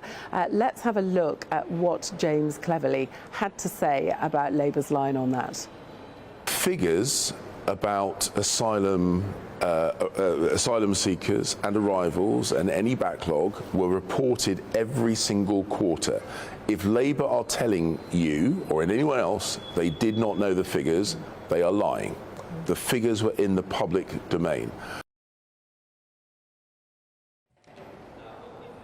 He also went on to say that Labour were trying to deceive the British public, both on this and also, of course, on the Chancellor Rachel Reeves' claim of that £22 billion black hole. The reason that they're saying that the public finances are so much worse than they thought, and they're going to have to make these difficult decisions. But here at conference yesterday, our political editor Chris Hope talked in front of members with Kemi Badenoch, Tom Tugendhat. Today it is the term of James Cleverly and Robert Jenrick. Now, Robert Jenrick's team are very, very confident of getting to the final two. Kemi Badenoch's team feel that if they get to the final two, she can win it. But I have to say, although she's previously been the members' favourite, there's a new poll out today of Tory party members, and Robert Jenrick has had a surge in support with them and is now within touching distance of Kemi Badenoch. But we don't know who's going to be in the final two. There's only 121 Conservative MPs, so a couple of votes here or there could make a difference. So still absolutely all to play for all four candidates here. Of course, how much the general public care about any of this at the moment is another question entirely. Hey, Catherine, thank you. Right, stay with us. Coming up, have scientists changed the game? We'll be discussing that in just a moment. The latest GB News travel. Good morning, I'm Russell Holding. In Perth and Kinross, the A9 is closed southbound from the Inveralmond roundabout at Perth to the A85, where a vehicle caught fire. On the M6 in Cheshire, there are 2 out of 4 lanes closed northbound for repairs after a lorry went off the Thirlwall Viaduct between junctions 20 and 21 from the M56 towards Warrington. In Greater Manchester, the A62 is blocked westbound by an accident between the Mumps Junction and King Street roundabout in Oldham, causing queues. On the M5 in Worcestershire, the outside lanes closed northbound by overnight roadworks have overrun between junctions 5 and 4A from Droitwich to the M42, with queues towards there. On the M25 in Hertfordshire, the outside lanes closed anti-clockwise just before junction 18 at Chorley Wood after an accident, with queues from junction 21 for the M1. And there are some cancelled trains between Taunton, both Bristol Temple Meads and Weston-super-Mare, where overnight engineering works have overrun. You can stay up to date throughout the day by visiting our website, gbnews.com. This Sunday, join me, Camilla Tominey, for an exclusive interview with one of the most controversial, influential and unique political figures of our time. Boris Johnson will be in studio discussing his new memoir, Unleashed, the gripping story of how he dealt with plotting politicians, problematic princes and a pandemic. From Boris bikes to Brexit and everything else in between. This Sunday at 9:30 a.m, only on GB News, the People's Channel, Britain's news channel. Welcome to State of the Nation, daily plunge into the stories shaping our country.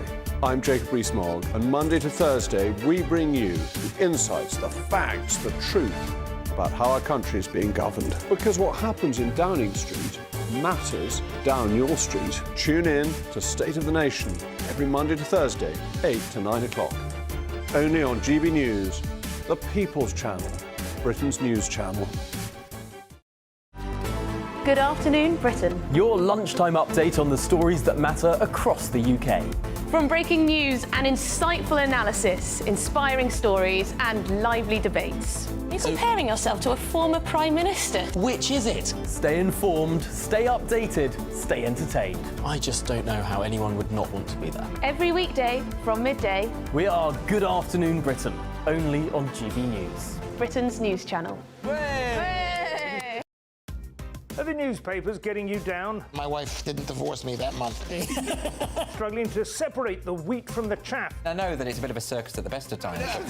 Well, don't worry, Headliners has got you covered. We'll take the burden of reading the day's news, and if we get depressed, who cares? It's an occupational hazard, frankly. That's Headliners on GB News from 11 p.m. till midnight, and the following morning, 5 till 6 a.m. on GB News, the comedy channel. Nah, just kidding. Britain's news channel. Next Sunday, join me, Camilla Tominey, for an exclusive interview with one of the most controversial, influential and unique political figures of our time. Boris Johnson will be in studio discussing his new memoir, Unleashed, the gripping story of how he dealt with plotting politicians, problematic princes and a pandemic. From Boris bikes to Brexit and everything else in between. Next Sunday at 9:30 a.m. Only on GB News, the People's Channel, Britain's news channel.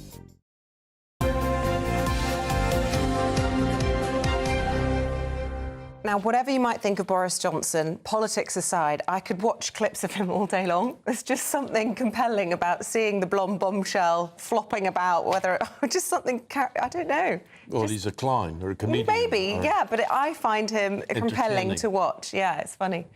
Anyway, that will be a very good interview with Camilla Tominey on Sunday, so make sure you watch that. Here we go. I mean, whatever he's doing, I just kind of want to see what is he doing? It just makes me laugh. That's not a political statement. It's just an aside. Your trouble is when you try to explain why you're saying certain things. You don't care. The man's in Egypt and he's entertainment, I suppose, from that point of view. It's just a pity he's left in charge to run the country. See, I was trying not to get into politics. Well, no, I feel very strongly about it because the Northern Irish situation he completely botched up. He had absolutely no interest in it and he pretended he had, and we're left with a huge sort of mess that we've been trying to dig out for the past 2 years. And he's a bit of a stranger to the truth on many things. But that appeals to you, Isabel? Who am I to I'm say? not saying it appeals to me. I'm just not offering an opinion. Right, let's just remind you, if you're heading out the door this morning, GB News Radio is available on your phone or in your car, wherever you might go. You can't escape us. Take us I've with never you. heard us on the radio. Oh, I listen to GB News Radio all the time. But you're it's my not on preferred it. option. Well, yeah, when I'm not on, I listen. I've heard taxis play it when I've been in taxis. Quite right. Yes, very good. Oh, interesting. That's Paula London. This is Claire Muldoon. And they've got stories in the papers that they want to talk about. What do you want to start with, Paula? Well, I started with the migrants being stuck in hotels. I think I'll just continue with that story a bit.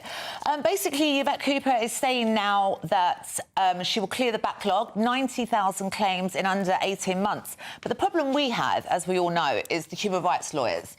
And they're making an absolute fortune because if they are denied, then they appeal, they appeal, they appeal. We need to stop these appeals because we, the taxpayers, are paying for them. And also, if they are languishing in hotels, apparently, for 18 months, I would hope that some might get a bit bored and then go back to France as well, because it's costing like £4 million a day. And, yeah, I mean, the whole problem is just everyone's annoyed by it, basically. Well, they're accusing the government, the previous government, of having not done much in the build-up to the election. And we asked James Cleverly, because he was Foreign Secretary before the election, and he said that, look, all the figures were collated quarterly. You know, this is carried on by the civil service whilst campaigning was going on. And an extra 11,000 have come over since then.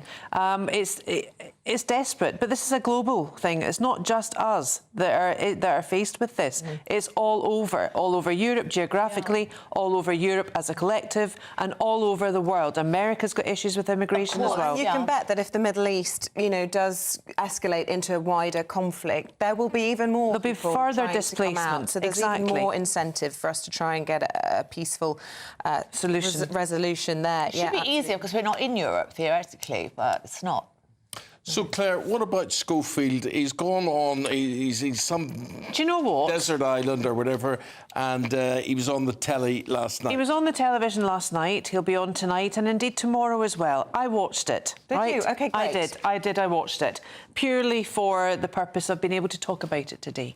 And I think, you had Ruby Wax go into an island, you had Joanna Lumley go in as well, but you actually wanted to see how they would fare, OK? Ruby Wax has suffered from mental health issues. Joanna Lumley, you wouldn't think, could actually stifle anything other than a five-star hotel. But she made a pair of shoes out of her bra, etc. So I watched this, and I thought I was keenly watching it because we were told by his daughter that she wanted everyone to see her father the way that they see him, meaning the way her and her sister and her mum view Schofield, because she thinks he's a great man. She says he's a great man. He's her dad. She is also his manager. So I watched with intent, and I watched, really wanting to know what happened. It was just more of the same. It was Philip Schofield giving Philip Schofield more airtime. Did he manage to sneak a violin onto the island? Fishing tackle, he went for walks. There were tears, it just seemed staged. We know he's there for 10 days. We know what he's up to. And I just think over the 3-hour segment, 3-hour show that we're going to witness, obviously, if you want to watch it. But I just think, it just smacks. It smacks of him being so entitled, this narcissism that's so apparent in his character. But, dare I say, the public have a very short memory. People do make comebacks. That will be very much his intent, won't it? Well, exactly. And there is a chance that, he might well be back on daytime television at some point. I don't think so at all. I think he should be so grateful that he's got away with what he did and not been punished more severely. And he's clearly so fame-hungry. He's in his mid-60s. I think he'd just go and spend his money with his daughter, have a great life, and that's it. I just don't know who he thinks he is, to be honest with you. Although he wasn't, convicted of any crimes. He not convicted, his relationship was ill-advised but not illegal. Yes, but if it was like a male and a female, it would have been different. Why is that even relevant? Well, she said he met the boy when he was 15. Right. I don't know he hasn't been convicted of anything, Eamonn. It's a fact. Pushing that? With the facts. So I know he hasn't been convicted of any crimes, and you say he should be punished more severely if he does get convicted. By the public, and also I don't think a TV's Channel 5 should be giving him a show. Why should they? He's been rewarded for doing something terrible, I think, in most people's eyes, if they have young children.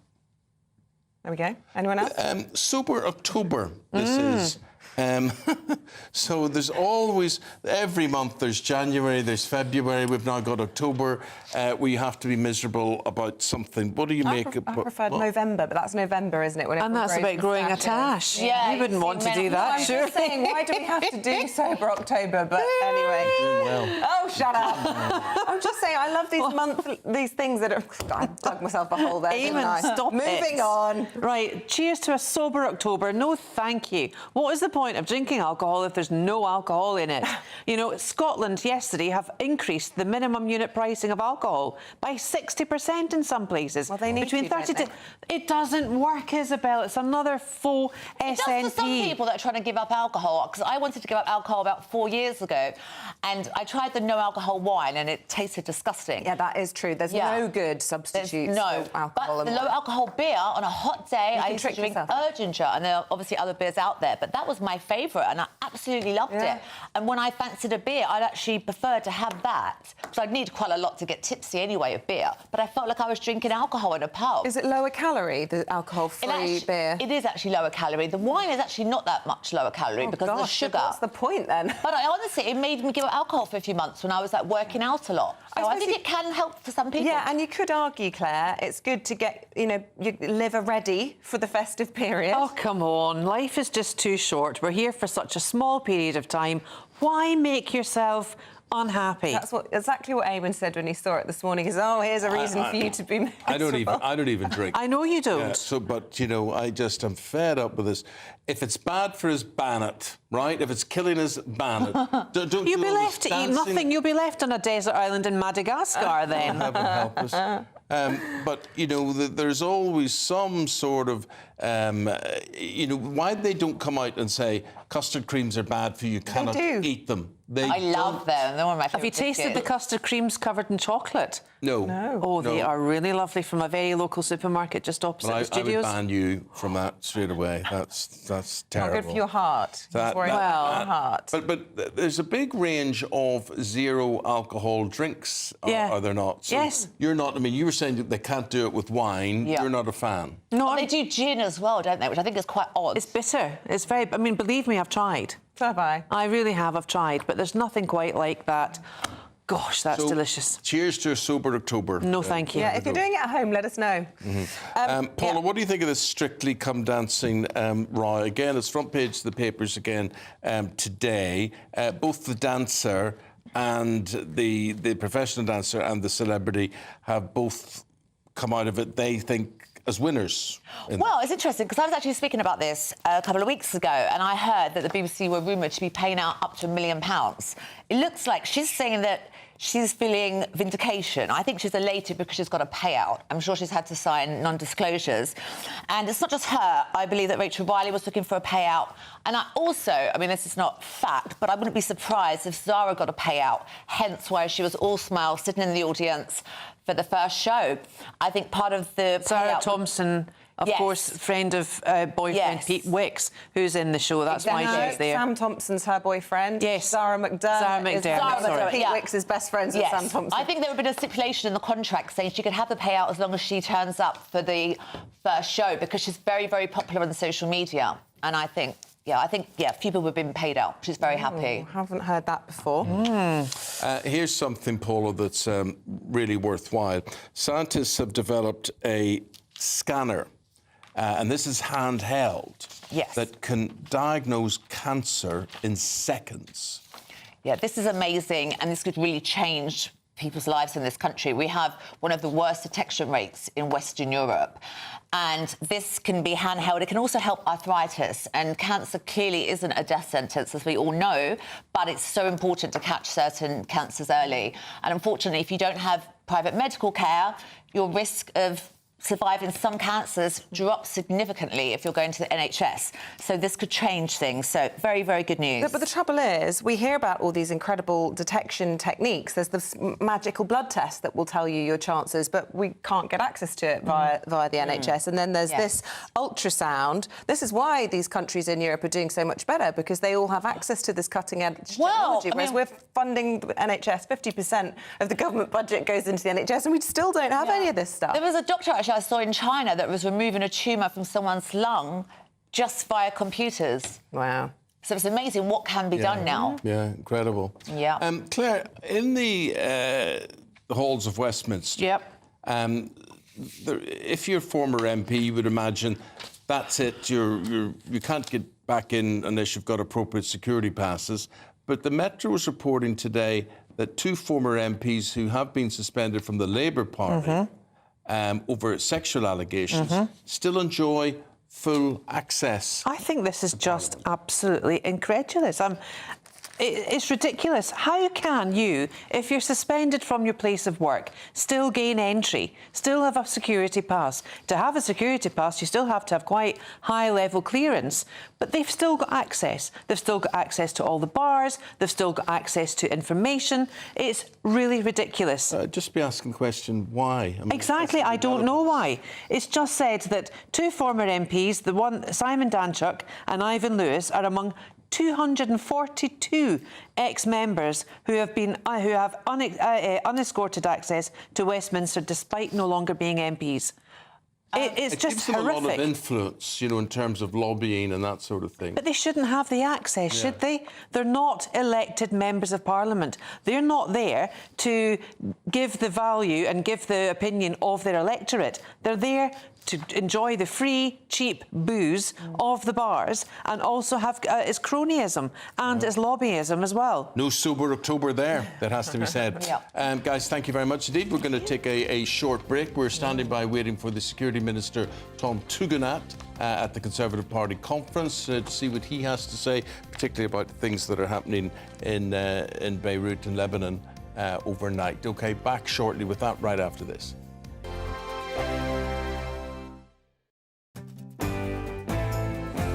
I'm Emily Carver. This is GB News, Britain's news channel.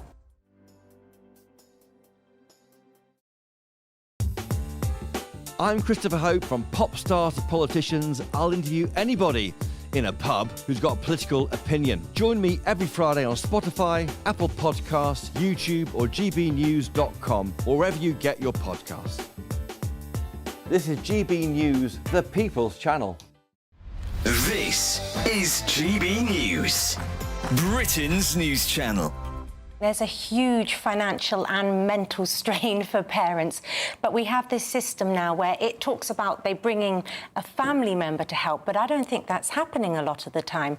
I think people are having to be off work, look after their child, and often, sorry to say, but their school always calls the mum, and then you have this situation where you have nobody to look after your child. People's grandparents don't seem to want to do it so much, and often family members aren't just down the road. So what we have is no village. And I think it's really important when you have a child that you need that village. Are children getting more sicker than they used to be? Or is it just that we take the odd sniffle a bit more seriously now since 2020?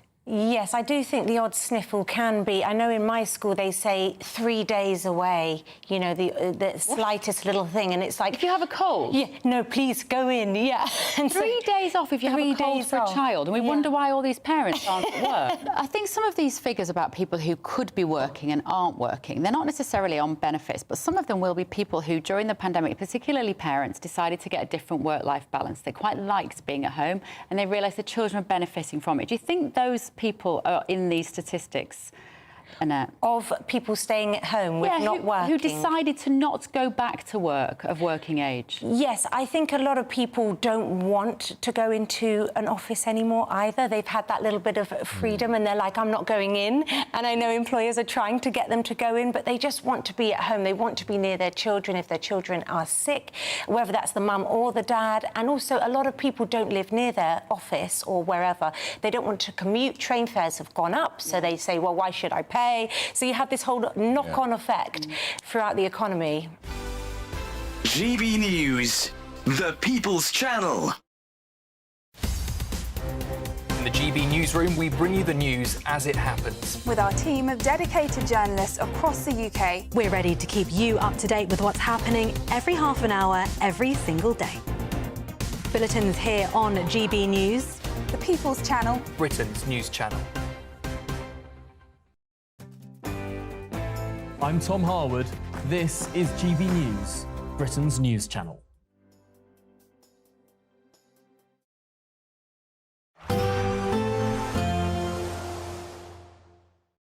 Expect a warm front, moving from the kitchen right through to the rest of the house. Boxed Boilers, sponsors of weather on GB News. Good morning. Welcome to your latest weather update from the Met Office here on GB News. A drier day for most today, but there will still be some outbreaks of rain over eastern areas in particular, where there'll also be a cold wind blowing. The wet weather continued through the night over parts of Lincolnshire, Yorkshire, down across East Anglia and the southeast. Not as heavy as yesterday's downpours, but staying pretty grey and soggy here throughout with a cold wind curling in from the North Sea. Much of Wales, southwest England, dry, bright and sunny, along with most of Scotland and Northern Ireland as well. And in the brighter spells, particularly in the southwest, we could see temperatures in the high teens. Feels colder than that, though, on these North Sea coasts, as I said, with the further outbreaks of rain and that brisk, chilly wind continuing to feed some showers in across Lincolnshire. Maybe some brighter spells this afternoon over parts of East Anglia and the southeast, but generally pretty grey and cold. Further west, we'll see some good spells of sunshine, a fine end to the day across Northern Ireland and much of Scotland as well. On the coast, again, a fairly brisk wind, but the wind's easing down generally across Scotland as we go through the night, and that will allow temperatures to fall away into single figures pretty rapidly this evening. We'll keep a lot of cloud through the evening and overnight across the eastern parts of England, a bit more showery rain pushing down across the Midlands, perhaps even into parts of South Wales for a time. That brisk wind will continue to blow. That will actually help to keep the temperatures up a little bit through the night in double figures across much of central and eastern England. But with the clearer skies further west, and particularly, as I mentioned, further north across Scotland, we'll be down into single figures. Could be a bit of mist and fog here and there first thing tomorrow. That should clear away. It'll still be pretty grey, I suspect, in the morning over central and eastern England. But the rain continuing to fizzle out. Some showers across Norfolk, Suffolk, down towards Kent and perhaps up towards the London area. So some showers here tomorrow, but elsewhere, most places dry and bright tomorrow. But some spots, particularly Wales, southwest England, a very gusty wind. Despite the morning rain, it'll be a nice, warm, cosy day ahead. Boxed heat pumps, sponsors of weather on GB News.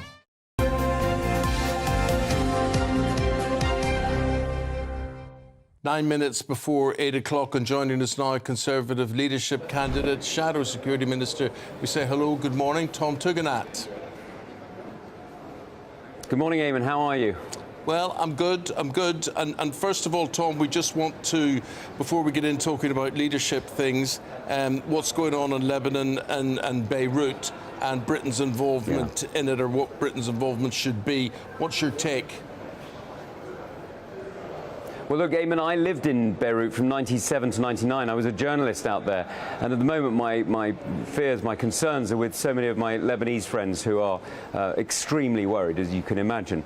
But let's be clear, Lebanese Hezbollah, that terrorist group that has been involved in child trafficking and drug dealing, is absolutely evil. It's backed by the regime in Iran, and it has brought huge amounts of destruction and death to the entire country of Lebanon and also to the region, killing many Syrians. And it's also been raining down missiles on Israel. So it is a vile regime, and nobody should be supporting it. What's also true, however, is that Israel has been under threat from many different targets for many, many months and, in fact, years. And so taking out the rockets that are hitting Israel, hitting nurseries, hitting schools, is something that any Prime Minister of the United Kingdom should support, because we would never tolerate rockets lying down or falling down on our cities, and we need to be standing with our allies who are defending themselves. That being said, as you clearly support the incursion, do you see this as in some way a failure of diplomacy? Because the British government and indeed the American administration in Washington calling right until the 11th hour last night to avoid exactly what we've seen develop overnight.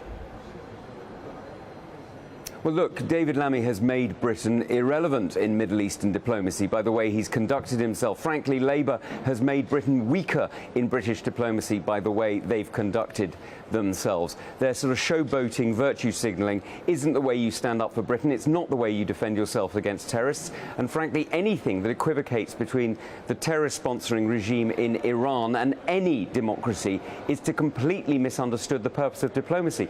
The purpose of diplomacy is to keep Britain safe. That's it. My job as Security Minister was to keep our country safe. That's what I will always do. I will always lead to keep Britain safe. And anybody who thinks it's about balancing between a democracy and a terrorist has not understood what diplomacy is for. Job, very shortly, could be leader of the Conservative Party. What sort of leader would they be getting with Tom Tugendhat? Well, Eamonn, they'd be getting somebody who has served their country for 25 years. You know, 25 years ago, I joined the army and I swore allegiance to Her Majesty the Queen, and I swore to protect our country, and I have always kept my promise. And what I've done is I've served on operations in Iraq and Afghanistan. I've been in combat, and I've seen what this country needs to protect ourselves. So today, what am I thinking about? I'm thinking about defence spending. I'm thinking about the fact that Labour is making us less safe by not investing in the technology that we need for the future. And so what you'll get from me as a leader is a leader who can decide, a leader who will serve, and a leader who will always act in the national interest. And you're calling for a commitment from Labour for 3% of GDP in relation to defence. Is that right? That's exactly right, because just look around the world, look at Ukraine, look at Israel, look what's going on, look at the changes in technology. We need to be investing in our own defence, keeping our people safe, and that means investing in our own future.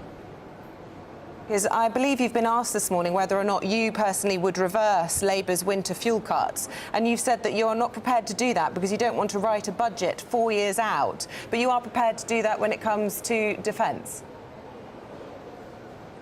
No, that's different. I'm asking for that budget to come back immediately, and I've also asked for the winter fuel payment to come back immediately. What I was asked about is would I put it into a budget in 4 years' time. I'm not willing to write a budget in 4 years' time. I'm saying the winter fuel payment should never have been taken away. It was taken away by Labour to pay off their union paymasters. It was wrong, and it was the wrong thing to do for our country. It was the wrong thing to do for our most vulnerable. It's also wrong for Labour to be not investing in defence, and in fact, in some ways, cutting defence. They are making us less safe. They're making us less safe at home. We've just seen energy bills going up by about £150 a household this morning, and that's why we should be standing with vulnerable pensioners today, and we should be defending Britain today. We're out of time, unfortunately, but just to say to you, good luck in your campaign, and thanks for taking the time to be with us this morning. We'll see what way it shapes up by the end of the week. Thanks, Eamonn. Thanks, Isabel. It's always a pleasure to be with you. Thank you very much indeed. Thank you. You're a very polite man. They're so charming, aren't they? Always These a Conservative pleasure hopefuls. to be with you. Best of British. Love it. Questions as well. We'll hit the break and back right after this. The latest GB News travel. Good morning, I'm Russell Holding. In Perth and Kinross, the A9 is closed southbound from the Inverolman roundabout to the A85 to the northwest of Perth after a lorry caught fire. In Greater Manchester, the A62 is blocked westbound by an accident in the Mumps Junction and King Street roundabout in Oldham, causing queues. On the M6 in Cheshire, there are 2 out of 4 lanes closed northbound between junctions 20 and 21 from the M56 to Warrington for emergency barrier repairs after a lorry went off the Thelwall Viaduct. On the M25 in Hertfordshire, the outside lanes closed anti-clockwise just before junction 18 at Chorley Wood after an accident. There are queues from junction 21 for the M1. London Overground services are running between Hackney Downs and Chingford because of a track fault. Stansted Express services diverting via Seven Sisters. On the M4 in Berkshire, 2 lanes are closed westbound where someone's broken down between junctions 10 and 11 towards Reading. You can stay up to date throughout the day by visiting our website, gbnews.com. Join me, Nana Akwe, for an informative, interactive news programme with a difference. It's fun. No, he didn't say that, Dave. I'm so surprised. I think there's an element of truth to that. Join me from 3 p.m. every weekend, only on GB News, Britain's news channel. Every Saturday, 10 till 12, we'll bring you all of the news that you need to know. We'll also remind you that there is so much to smile about. It's my favourite time of the week. I get to relax, enjoy some light-hearted stories, and let Ellie teach me about fashion too. That's Saturday Morning Live, every Saturday, 10 till 12. Only on GB News, Britain's news channel. If you want your news to be straight talking... This is a nightmare for the Conservatives again. Down to earth. It's not just Nottingham where this is happening, is it? And most importantly, honest. Hard-working, middle-class taxpayers, they'll get the book thrown at them. Then catch me, Martin Daubney, Monday to Friday, 3 till 6 p.m. on GB News, Britain's news channel.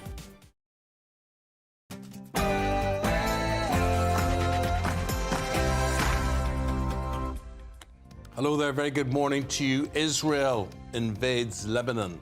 Benjamin Netanyahu's given the go-ahead as Israeli defence forces begin what they're calling a limited and targeted ground attack in the pursuit of ending Hezbollah. Well, that's as the government charters an emergency flight. That's for Britons stranded, as the Foreign Secretary David Lammy warns the situation could worsen. Have secured places on commercial flights that are flying tomorrow so that UK nationals can get out. I urge them to leave. Well, our GB News Home and Affairs editor, Mark White, has more on all of this. What can you tell us, Mark? Well, the Hezbollah terror group has said that it will respond to this incursion, and indeed we've been seeing artillery fire from Hezbollah positions into northern Israel, and within the last few minutes rocket sirens sounding in communities in northern Israel. It's day three of the Conservative conference, as the Shadow Home Secretary James Cleverly has told GB News why he should be the next leader. About optimism, it's about a focus on the future, it's about paying less tax, it's about more jobs and better jobs. Fellow contender Shadow Home Office Minister Tom Tugendhat has told us why he's calling for Labour to commit to spending 3% of GDP on defence. And it's the end of an era, as today marks the beginning of Britain's coal production deadline, with operations ending for good in Ratcliffe-on-Soar. Blackadder's Sir Tony Robinson teaming up with us at 8:20. He's in conjunction with the National Lottery, celebrating contributions to heritage and conservation. Sport this morning in the South Coast derby. Bournemouth beat a rather toothless Southampton 3-1 last night. Still only got 1 point. Arsenal, Manchester City and Celtic all playing the Champions League this evening. And in sailing, things are getting heated between Britain and Italy in the race for the America's Cup. Much drier day today for England and Wales, but there will still be some wet weather over parts of the east with a cold wind coming in from the North Sea. Much of Scotland and Northern Ireland will be fine and bright with sunny spells. Join me later for a full forecast. Just after 8 o'clock on this Tuesday morning, a very good morning to you, wherever you're watching or listening from. I'm Eamonn Holmes. I'm Isabel Webster, and you're tuned in to GB News Breakfast.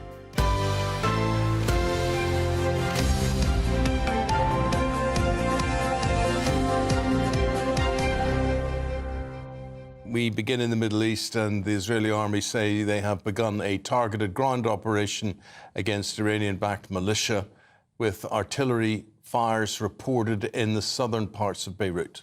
Well, it is the first time since 2006 that Israel have had boots on the ground inside Lebanon.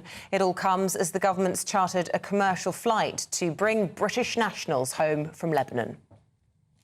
The Foreign Secretary, David Lammy, has urged British nationals to get involved in this immediately.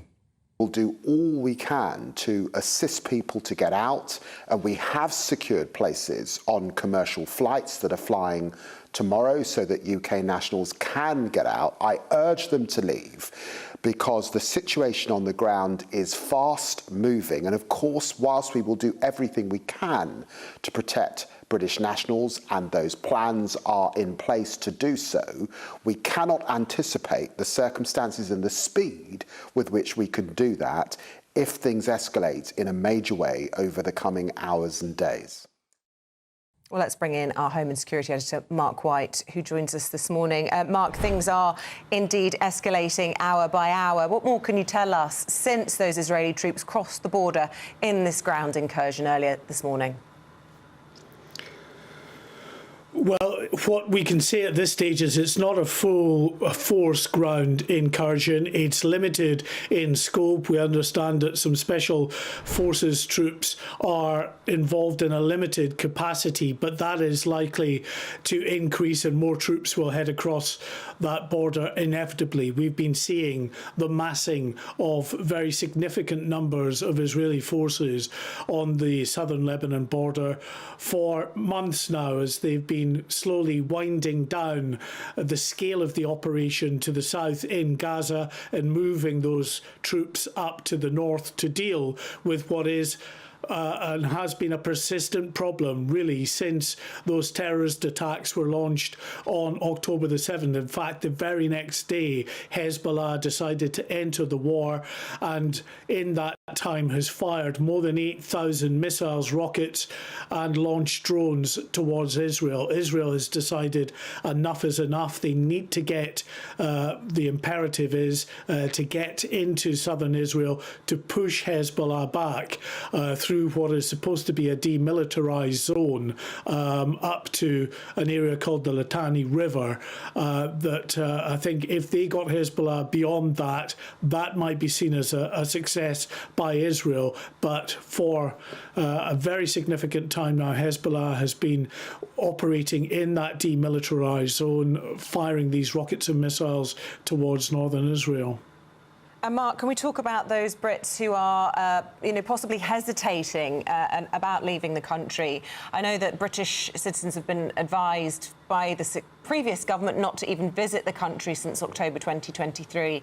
But since Labour came to power in July, they've been urging those with British citizenship to get out of the country, and this warning that this commercial flight tomorrow might be their last chance. Do you get the sense that they are heeding those warnings? Some are, but there are still thousands of dual nationals and, of course, British nationals working in Lebanon, working for companies in Lebanon, working for the likes of aid agencies and the like in that area, who are still there. And, of course, many of them perhaps understandably want to try to leave it to the last minute. But in doing that, of course, are putting themselves in danger without a doubt. As you said there, Isabel, this window now of commercial means of getting out of Lebanon is rapidly closing. Now that the ground incursion is beginning, that is going to mean that many of the civilian carriers just don't want to enter what is a hot war zone. There is the possibility of getting out through the port in Beirut, but now I think in earnest, they have been doing it really for a number of weeks now. British military planners looking at how best to evacuate British nationals once those commercial means dry up, and that will inevitably either mean military flights into that airport, which is carries with it considerable risk, or ships and helicopters offshore trying to get into the likes of Beirut to evacuate people. Again, that poses considerable risk because, of course, the British Western militaries in that region are seen as a legitimate target by these terrorist groups. Mark White with that update. Thank you very much indeed. Joining us now, former chair of the Defence Committee, former Conservative MP. We say good morning to Tobias Ellwood. And Tobias, never a dull moment in the Middle East. Absolutely not. And I think this was inevitable following those significant air attacks by Israel targeting the Hezbollah leadership.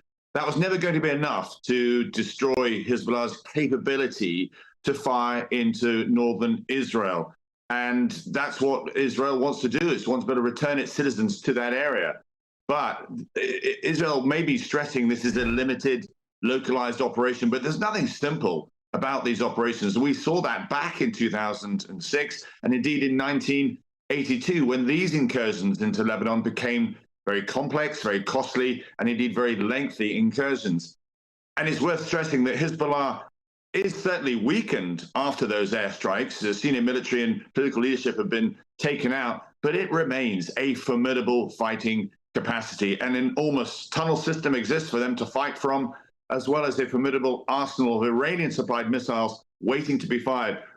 And don't forget the ideology here. Hezbollah is an extremely well-armed, well-trained, ideological Islamic military militia, for which dying is actually part of your cause. Hezbollah actually means the party of God. So this fight, as it's about to unfold, is exactly what they've signed up for and trained for, ready to martyr themselves. So your prediction then of looking at this, what's being described by the IDF as a limited incursion, you fear that this could actually end up being a bit more of a lengthy conflict. And I'm looking at some of the headlines on the papers this morning, and the world holds their breath. Do you think it's fair to say we are at a sort of crossroads here in terms of peace in the Middle East? Yes, and it's not just in the Middle East. Of course, if the Red Sea is closed down because of what the Houthis do there, if Iran closes the Straits of Hormuz, that will have significant economic ramifications right across the world, including here in the UK. But I've stressed again and again, Israel absolutely has a right to defend itself. But what we've seen in Gaza is the utility of military force, but to what political outcome? We're still nowhere closer to a ceasefire. And what's happening here now, as it marches into another state, this will trigger the Lebanese government and the Lebanese army now to take action. It will be also seen by the Middle East community, including Saudi Arabia, and also by Iran as a red line, leading to further escalation. That's what concerns Britain and America, and taking us further away from that ceasefire in Gaza. Talk about the threat of Iran, because these are effectively their proxies that have been surrounding Israel and antagonising them. You know, just a few weeks ago, and it feels a long time ago because so much has happened with the walkie-talkie attacks and everything else in those pages. But just a few weeks ago, we had President Biden and Keir Starmer in Washington warning the world that President Putin of Russia had just shared his coveted nuclear secrets with Iran. Now, all the commentators today saying, you know, it's unlikely that Iran will react. We just don't know that, do we? Well, you mentioned a couple of such important aspects now that we need to take hold of and recognize that our world is moving into a very dangerous place, and we've not woken up to that.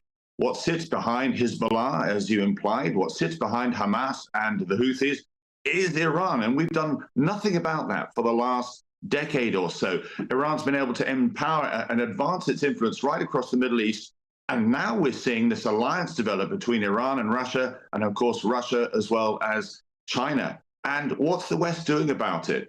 There was a UN resolution, 1701, that actually demanded the Houthis move back up to the Litani River that was mentioned earlier. That's 30 kilometers in. That's the buffer zone that Israel wants. But why didn't we do more to enforce that? That's part of the mix of the problems that we now face today. But this wider picture, we're not even debating here at party conference the fact that we need to move to 3% GDP spend. Our world is moving into a very dangerous chapter indeed. The storm clouds are gathering again as this axis develops to channel our world order.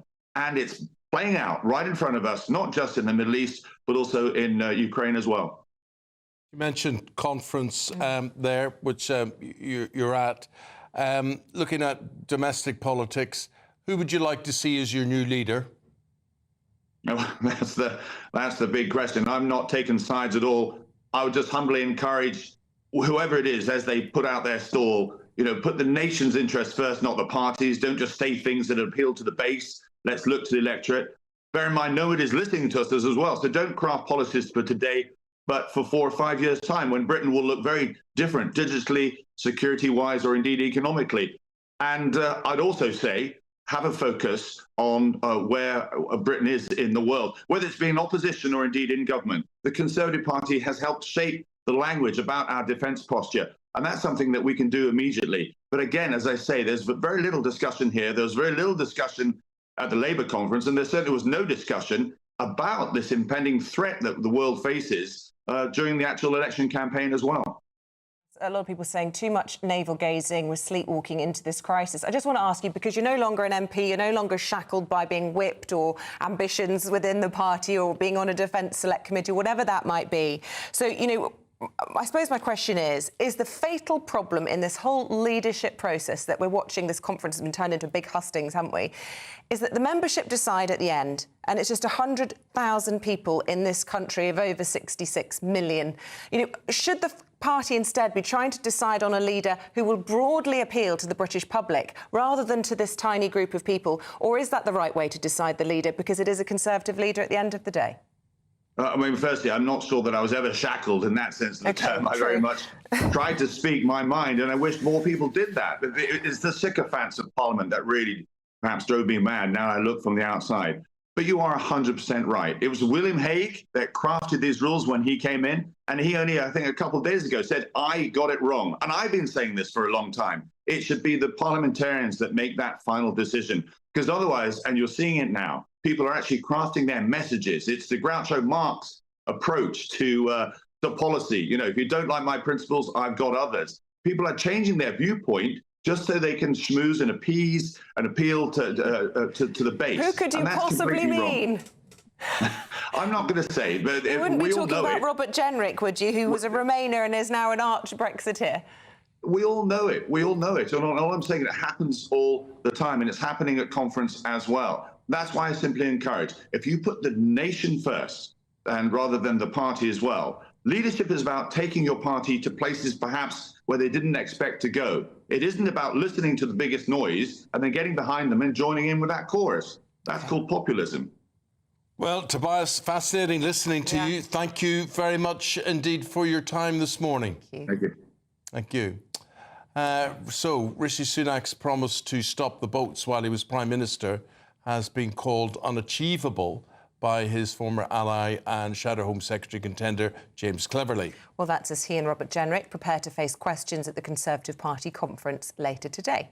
Here's what the Shadow Home Secretary had to say. About optimism, it's about a focus on the future, it's about paying less tax, it's about more jobs and better jobs. These are the things that I'm passionate about. These are the things I've always been passionate about. And if I become the leader of the party, I'm best placed to kick out Labour and get this country headed back in the right direction. Also spoke a little bit earlier to Tom Tugendhat about what his priorities would be if he becomes Conservative Party leader. You'll get from me as a leader who can decide, a leader who will serve, and a leader who will always act in the national interest. Right, with the time at 8:16, let's take a look now at what else is making the news this morning. And a report by forensic investigators has found there's a reasonable likelihood that the Post Office's capture software caused accounting losses. Activists have warned this could lead to a second scandal after the Horizon accounting system led to almost 1,000 people being wrongly prosecuted. The Post Office inquiry resumes today, with the former chair, Henry Staunton, scheduled to appear. Joe Biden has pledged support to the millions of Americans impacted by Hurricane Helene. The president will also visit affected communities later this week. More than 130 people have been killed across 6 states and 600 remain missing after the hurricane first hit Florida last Thursday. The former US President Jimmy Carter is celebrating his 100th birthday today. America will mark the special occasion with a number of events, including a jet flyover performed by the Navy for the longest living president. And with that, we bring you up to date with the weather, and we say hello, good morning, and welcome to Alex Deakin.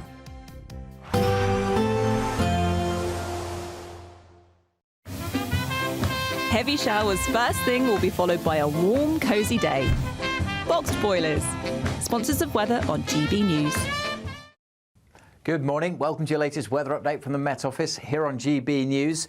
A drier day for most today, but there will still be some outbreaks of rain over eastern areas in particular, where there'll also be a cold wind blowing. The wet weather continued through the night over parts of Lincolnshire, Yorkshire, down across East Anglia and the southeast. Not as heavy as yesterday's downpours, but staying pretty grey and soggy here throughout, with a cold wind curling in from the North Sea. Much of Wales, southwest England, dry, bright and sunny, along with most of Scotland and Northern Ireland as well. And in the brighter spells, particularly in the southwest, we could see temperatures in the high teens. Feels colder than that, though, on these North Sea coasts, as I said, with the further outbreaks of rain and that brisk, chilly wind continuing to feed some showers in across Lincolnshire. Maybe some brighter spells this afternoon over parts of East Anglia and the southeast, but generally pretty grey and cold. Further west, we'll see some good spells of sunshine, a fine end to the day across Northern Ireland and much of Scotland as well. On the coast, again, a fairly brisk wind, but the wind's easing down generally across Scotland as we go through the night, and that will allow temperatures to fall away into single figures pretty rapidly this evening. We'll keep a lot of cloud through the evening and overnight across the eastern parts of England, a bit more showery rain pushing down across the Midlands, perhaps even into parts of South Wales for a time. That brisk wind will continue to blow. That will actually help to keep the temperatures up a little bit through the night in double figures across much of central and eastern England. But with the clearer skies further west, and particularly, as I mentioned, further north across Scotland, we'll be down into single figures. Could be a bit of mist and fog here and there first thing tomorrow. That should clear away. It'll still be pretty grey, I suspect, in the morning over central and eastern England. But the rain continuing to fizzle out. Some showers across Norfolk, Suffolk, down towards Kent and perhaps up towards the London area. So some showers here tomorrow, but elsewhere, most places dry and bright tomorrow. But some spots, particularly Wales, southwest England, a fairly gusty wind. Expect a warm front, moving from the kitchen right through to the rest of the house. Boxed Boilers, sponsors of weather on GB News.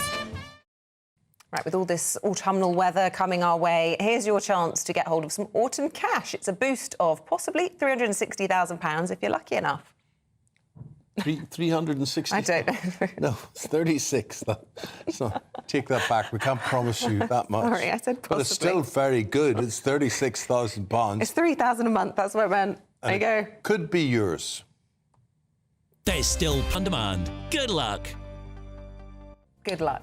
Still to come, we'll be speaking to Blackadder's Sir Tony Robinson, talking to him about all sorts of things to do with conservation and lots of loveliness. I used to live opposite him. Did you? In Bristol, yeah. I used to see him all the time knocking about. Bristol, he'll Bristol chap. remember He probably that. won't. It's a long while ago. He'd probably say, "Is it who? What?" Yeah, exactly. Back after this.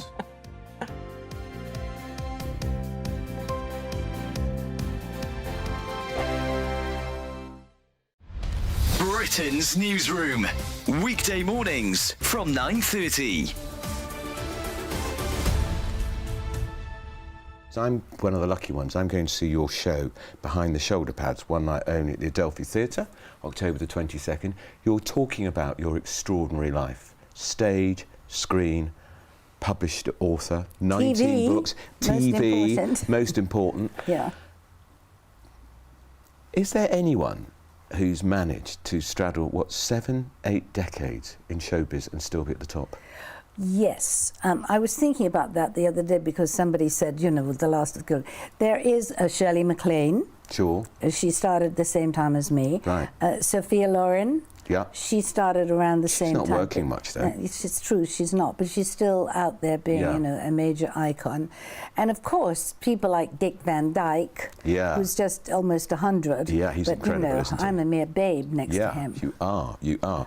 But you, and I was thinking about, you've written some extraordinary, wicked, waspish diaries, which of course you can because you've worked with so many people. Look at the names: Frank Sinatra, Lana Turner, Elizabeth Taylor, Dean Martin, Gregory Peck, Richard Burton, Paul Newman. The list goes on. Gene Kelly, and my Gene favourite. Kelly. Was he your favourite? Yes. Why? Because I saw him in a movie when I was a little girl called For Me and My Gal with Judy Garland, and I just fell in love with him. It's such a cute movie. Well, they don't make movies like that anymore. And then I was lucky enough when I first went to Hollywood at age 20 to meet him and literally hang out with him and his friends. And then I put him in a movie with me that I produced. He played my husband in a movie called Sins. And he was wonderful. He was really wonderful. The People's Channel.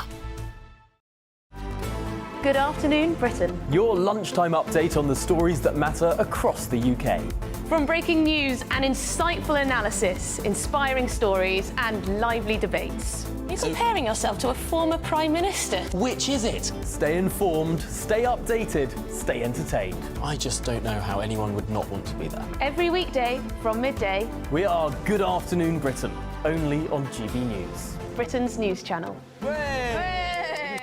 This Sunday, join me, Camilla Tominey, for an exclusive interview with one of the most controversial, influential and unique political figures of our time. Boris Johnson will be in studio discussing his new memoir, Unleashed, the gripping story of how he dealt with plotting politicians, problematic princes and a pandemic. From Boris bikes to Brexit and everything else in between. This Sunday at 9:30 a.m, only on GB News, the People's Channel, Britain's news channel. Next Sunday, join me, Camilla Tominey, for an exclusive interview with one of the most controversial, influential and unique political figures of our time. Boris Johnson will be in studio discussing his new memoir, Unleashed, the gripping story of how he dealt with plotting politicians, problematic princes and a pandemic. From Boris bikes to Brexit and everything else in between. Next Sunday at 9:30 a.m, only on GB News, the People's Channel, Britain's news channel.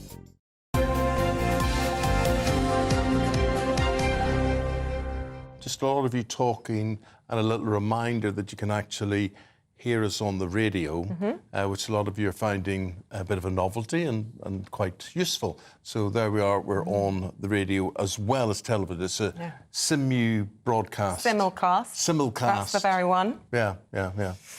Right, so Tony Robinson, he's of course famed for his role in Blackadder, but he's partnered with the National Lottery to honour 7 people who are thought to have contributed to heritage and conservation across the country. Interesting.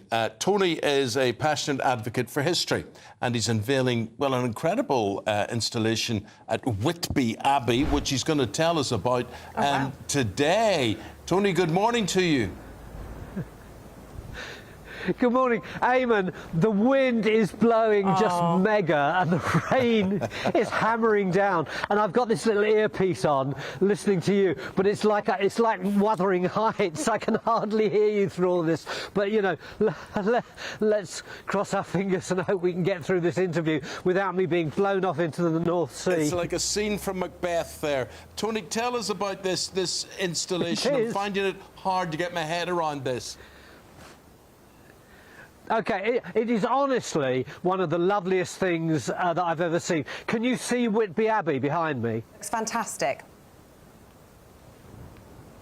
Well, imagine that wrapped around it on the ground is this huge art installation, which is biodegradable, so it ain't going to be there for very long, but it's very, very beautiful. It is shaped like an enormous tree with leaves coming out of it. The whole thing, the whole artwork is the size of 3 Olympic swimming pools, and its roots are the long arms and hands, symbolising the arms and hands of 7 British people who they're calling game changers, who have contributed masses to the heritage of the UK, funded by the National Lottery over the last 30 years.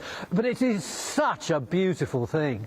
Yeah. We're just looking at pictures of it, aerial pictures of it, and this is by the globally renowned artist David Popper, and he's been using natural pigments to paint this onto the ground. Are they going to be able to withstand this howling wind you're having to endure for us this morning? And are members of the public invited to come and see this, or how does it work?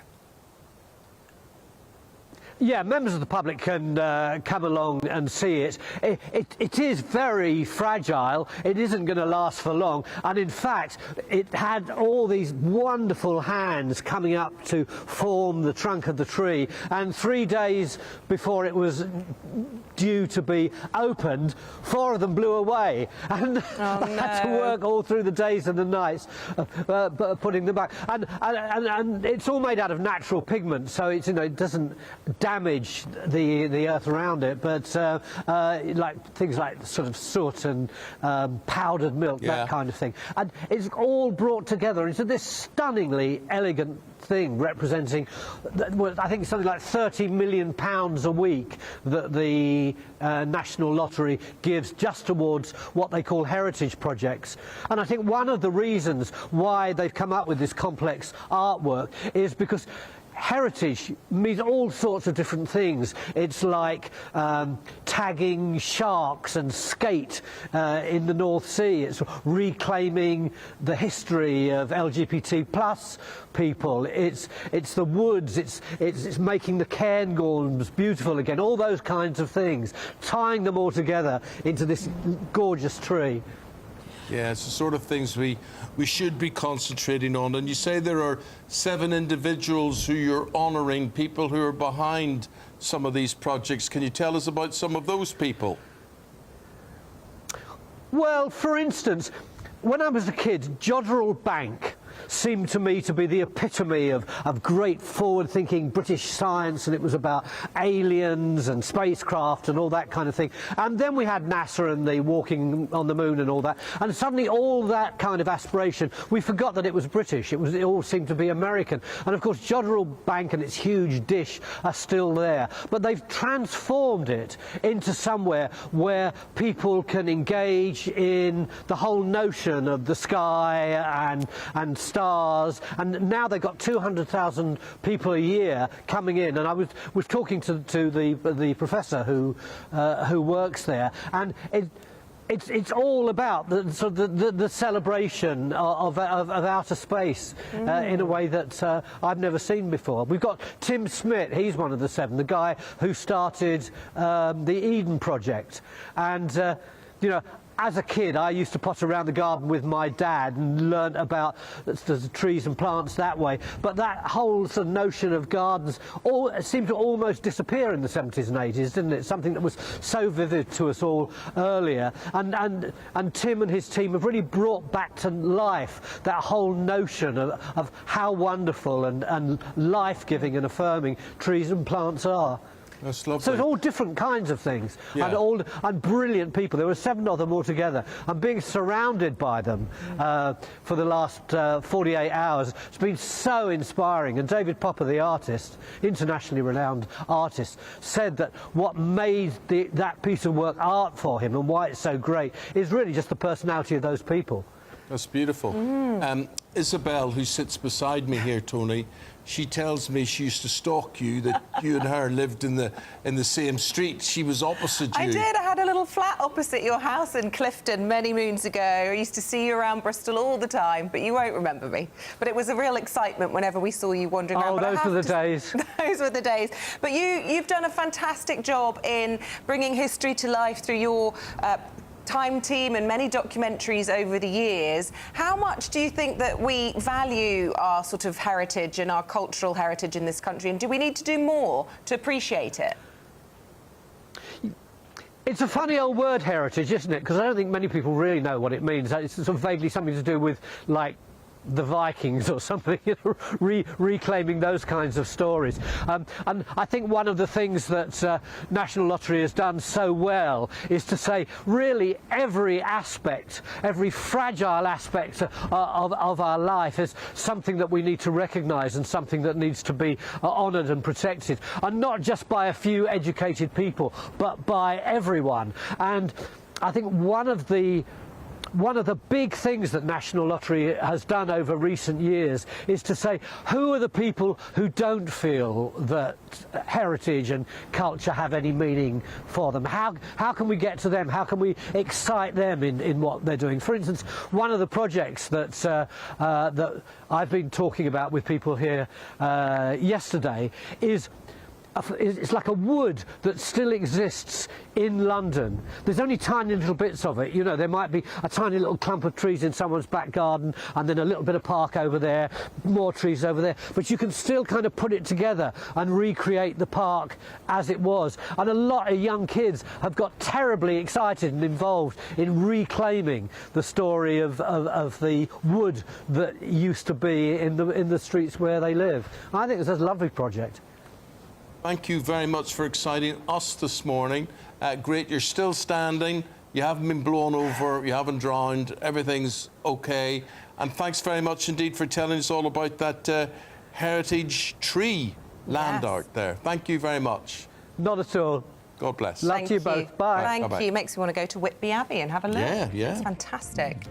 Right, stay with us. Still to come, we're going to be speaking to a top sailing expert to discuss Britain's chances at the sport's most iconic event. That is, of course, the America's Cup. The latest GB News travel. Good morning, I'm Russell Holding. In Perth and Kinross, the A9 is closed southbound at the A85 turn-off northwest of Perth after a lorry caught fire. Diversions are often back on by the split roads. In Greater Manchester, the A62 is blocked westbound by an accident between the Month Junction and King Street roundabout in Oldham, causing queues. The M69 in Leicestershire is partly blocked northbound by an accident between Junction 2 at Burbage and the M1, causing delays. On the M5 in Gloucestershire, there's a lane closed southbound after an accident between Junctions 13 and 14 south of Stroud, causing queues. On the M25 in Hertfordshire, the outside lanes closed anti-clockwise just before junction 18 at Chorley Wood after an accident. The queues from junction 21 for the M1. Clockwise delays too past the scene from junction 19 at Watford. And on the M20 in Kent, there's a lane closed westbound where someone's broken down between junction 6 and 5 from Maidstone to Aylesford, causing queues. And that's the latest. You can stay up to date throughout the day by visiting our website, gbnews.com. This is Britain's Newsroom, where your voice matters. It's just astonishing. With expert analysis and honest opinion, we don't just keep you informed. We bring you unique perspectives you won't see anywhere else. Can't argue with any of that. When the news happens, it happens here. On Britain's Newsroom, weekdays from 9:30 a.m. Only on GB News. We're proud to be GB News, the People's Channel. And as you know, we always love to hear your views. Now, there's a new way of getting in touch with us at gbnews.com/your say. By commenting, you can be part of a live conversation and join our GB News community. You can even talk to me, Bev Turner, or any of the members of the GB News family. In the GB Newsroom, we bring you the news as it happens. With our team of dedicated journalists across the UK, we're ready to keep you up to date with what's happening every half an hour, every single day. Bulletins here on GB News, the People's Channel, Britain's news channel. It's Patrick Christie's Tonight, and here we do things differently. It's explaining the absolute madness of this, doesn't it? It's explosive. I mean, this is very good. It's lively. 850. Your government sat there, Sean, and it did nothing. It's controversial. And the Middle East has been in turmoil since before I was born. It's everything you need to kickstart your evening. Everyone's had their Weetabix tonight. I love to see it. That's Patrick Christie's Tonight, weeknights from 9 p.m. Only on GB News, the People's Channel, Britain's news channel. Are the newspapers getting you down? My wife didn't divorce me that month. Struggling to separate the wheat from the chaff? I know that it's a bit of a circus at the best of times. Well, don't worry, Headliners has got you covered. We'll take the burden of reading the day's news, and if we get depressed, who cares? It's an occupational hazard, frankly. That's Headliners on GB News from 11 p.m. till midnight, and the following morning, 5 till 6 a.m. on GB News, the comedy channel. Nah, just kidding. Britain's news channel.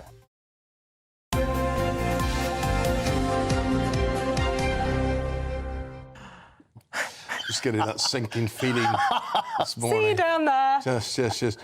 You wouldn't want the sinking feeling with our next guest, Paul. Oh, very would good we? point. You certainly wouldn't want the sinking feeling. You know what?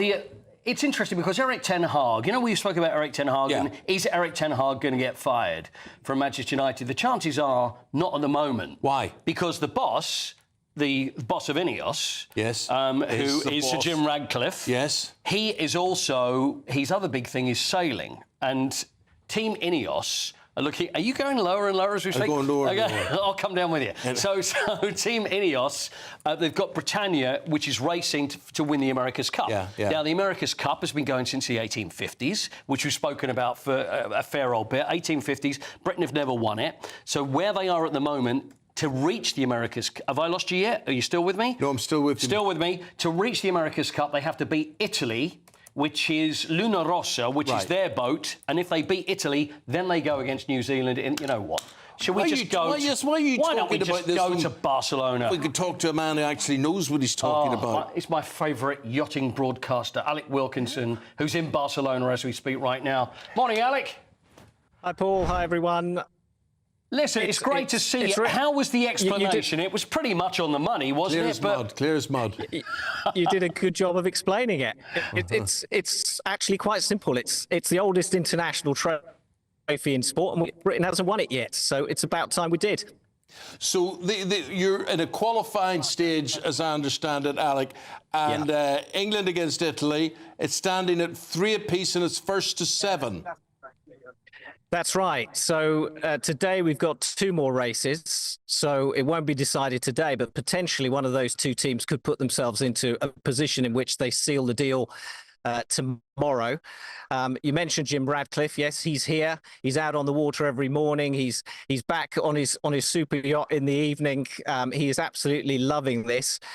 And I can see why, because Ineos Britannia, his team, led by Sir Ben Ainsley, and a whole host of British Olympic stars, have really... We have. So... Oh, there we go. A couple of days ago, we had some terrific conditions. We were up at the upper limits of the wind range, around 20-21 knots. So it was full on. Myself, the man at the helm on the starboard side. He's obviously, that's where he's putting all his time and energy, is into the yachting at the moment. So he doesn't care that Manchester United got beaten 3-0 by Spurs at the moment. He's concentrated on the America's Cup, and it's something that he's been involved with before, and something that means a huge amount to him. It's just a shame. We'll have to get Alec Wilkinson back, because it's one of these things I've always wanted to. You've done it. I love the whole thing about sailing, and I'm learning as I go. When it comes to the America's Cup. So now I'm giving it all the big one about the expert, whereas really I'm learning as I go. But we're at 3-3. There's more races today, first to 7, and whoever wins will then face New Zealand to go for the America's Cup. And thank you to Alec Wilkinson for standing by there, even though we weren't able to do anything. Paul, we've got to leave it there, my friend. OK, thank you very much indeed. And we're back with the newspapers, and we're talking about Halloween, aren't we? Well, before that, a little bit of breaking news just to update people with this morning. And we have news of an acid attack that took place in the capital yesterday, injuring 3 people, including a 14-year-old girl. This happened at a school. It's called Westminster Academy in central London. Police were called around 20 to 5 yesterday. They found a 14-year-old girl, a 16-year-old boy, and a 27-year-old woman had been attacked with an acid-like substance. And a manhunt is underway. I just wanted to bring you up to date with that story. We'll keep a close eye on any developments for you there. Back after this.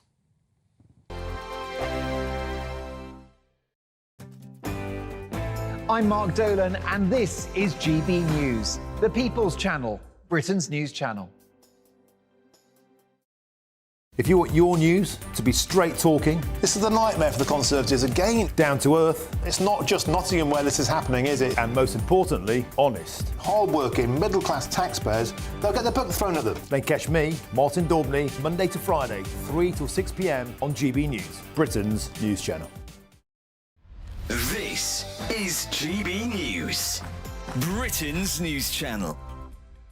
We're talking catchphrases and jingles because, of course, instantly recognisable and sometimes a little annoying in the case of the Go Compare one, perhaps. An iconic advertising jingle can stay in your head all day and sometimes stand the test of time. Sound expert and music designer for some of the world's most renowned companies, Michael Boumendil, joins us now. Good morning, Michael. Thank you for joining us. Good morning. First of all, what is the secret ingredient, the secret recipe for a hit jingle that stands the test of time over the decades?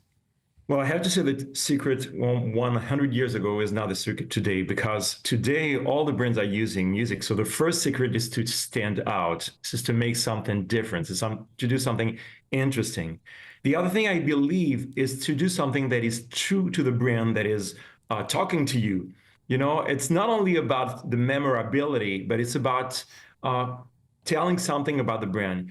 You know, when I hear you, your voice, your tone of voice says not only who you are, I can recognize your voice, but it says a lot about your mood, your personality. So the other reason why we make successful jingles is because they're catchy, because they're different, but also because they say something to us that is interesting, and finally keeping this link between the brand and the customers. Michael, tell us about your involvement in the new Maybelline jingle. This makes me, I haven't heard it, but it makes me a little bit sad because I was an avid Maybelline concealer user for many years. Other brands are available, but the jingle was the main reason why I got bought into it. You don't have to be sad, because we kept most of the legacy. GB News, the People's Channel.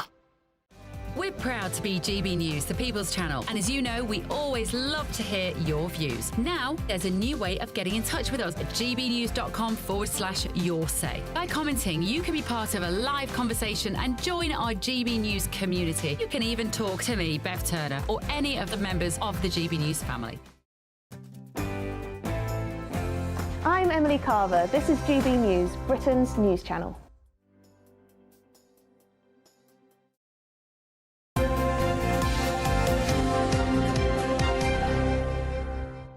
We've got Claire, we've got Paula. They've got stories in the paper that have caught their eyes. And Claire, you're quite taken aback by a stabbing story. Yeah, in Wales. This is still being reported on. It's still going through the courts. The perpetrator cannot be named due to her age. But this is a child that brought a fishing knife into school. And she then proceeded to stab 2 teachers, some other fellow pupils. And then once she was arrested, said, well, all eyes will be on me now. This is what makes me a celebrity. This is just chilling. What are we supposed to have? Metal detectors at school gates? I remember going to school and you wouldn't even have thought to do anything like that. I've just come back from Turkey and they have metal detectors even in supermarkets and in hotels. Really? Why not? Yeah. Why not? I agree with you. I don't know why everybody... I mean, I grew up in a Northern Ireland whereby you were searched going into the city centre in a ring of steel, and then you were searched as you went into Boots or Topshop or HMV or whatever it happened to be. So when you then came to England, you stood and you were waiting for people to search you. You were so used to it. But you just become used to these things. Well, you don't. That's not the norm now in Northern Ireland, as you know. I don't want to live in it either, and I don't want children to be going to school, having to go through. Be safe. I'd rather not. Yeah, but there should be other. It shouldn't come to that where you have to. But it has, so we need to act. Yeah, but is that acting as the correct way? You know, do we need to increase the penalties? Do we need to do more amnesties? There needs to be more work with these young stop and search works, kids. and so a metal detector. So we have to be proactive. Okay. Let's talk about this heartbreak of the hygiene poor, Paula. This is about more and more people going to school in dirty uniforms with unwashed hair and dirty teeth amid a cost of living crisis. Nonsense, isn't it? parents. Yes, That's I agree, what I'm going to Eamonn. say straight away Yep. here. Yeah. Because my mother used to say, soap and water costs nothing. Yeah. I was about to say that, or even liquid hand soap somewhere, and you could So I don't wash. take this I as agree. poor children and they can't be clean and they can't be whatever. It's laziness. What sort of disgrace of parents are there that are sending their kids out like that? Some parents would rather spend money on cigarettes than on, like, washing powder and things like that. Well, I wouldn't want to make that judgment call, but I do reiterate what Eamonn has just said, and I'm sorry, but there's a lot of parents out there that leave a lot to be desired, and using the parent is wrong in that case because they're not. They've got no responsibility. They're not teaching any virtues to their children, and it's a terribly sad indictment of society if that's what they're raising by the scruff of their neck going forward. So what is your responsibility as a parent? I mean, is this for teachers to clean your children as well? I know. Well, 35% of teachers have said they've had to step in and give children some money, averaging about £27 to help with hygiene products.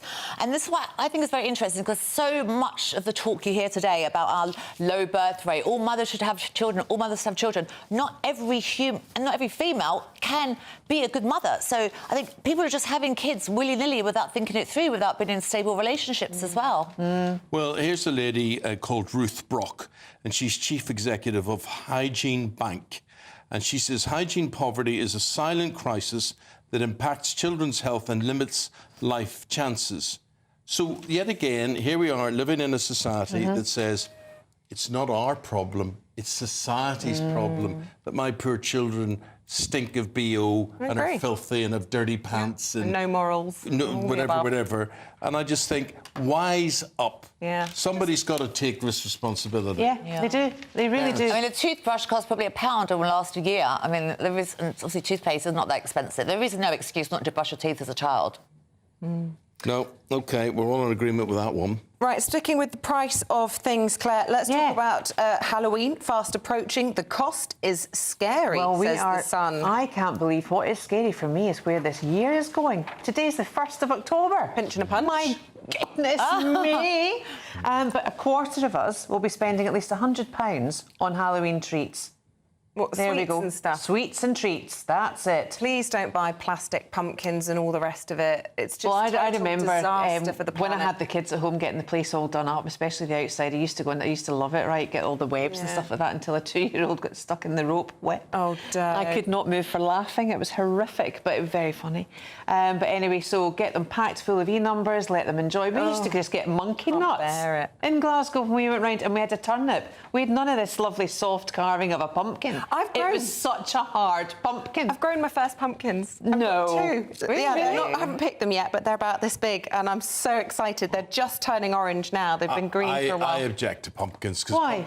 Because they're American. Yeah, I know what you mean. They're nothing to do with a British Halloween where it's turnips that you're supposed to use. OK, well, I haven't grown any of those. Yeah. And they used to... we used to carve turnips and put candles inside them, whatever. There must have been large. And they had rope. The other problem is a turnip. The top and the turnip in Scotland and Ireland is the same thing. But in England, a turnip is what we would call a Swede. So, right. Oh, OK. I was confused then. I don't know how you can carve a turnip. It's like a carrot, a turnip, really. No, it's a turnip. It's like a Swede. Well, it's not like a Swede. It's a turnip. But you call it the wrong name. OK. Because it's a root vegetable. It's a big root vegetable. Big, hard root vegetable. Oh, gosh. OK, well, something to look forward to. Hairdressers and waiters are set for a £200 million bonus as new tipping rules come into force today. Paula, what are these tipping rules? Well, basically, your employer is not allowed to skim money off the top.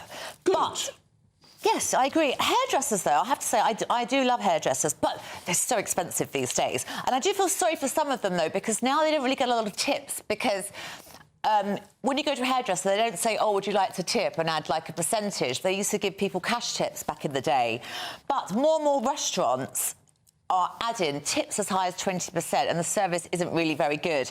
And even up until now, they never used to get all of their tip money. It was shared amongst the hostess, the kitchen staff, etc.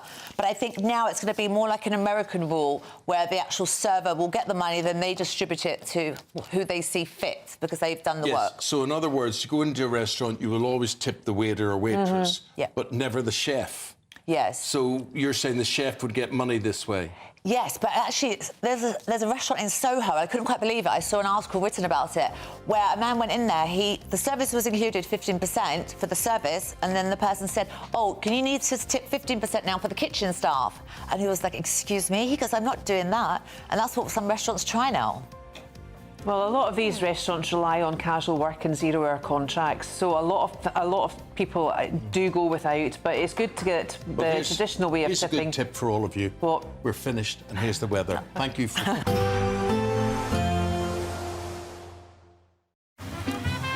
Despite the morning rain, it'll be a nice, warm, cosy day ahead. Boxed heat pumps, sponsors of weather on GB News. Good morning. Welcome to your latest weather update from the Met Office here on GB News.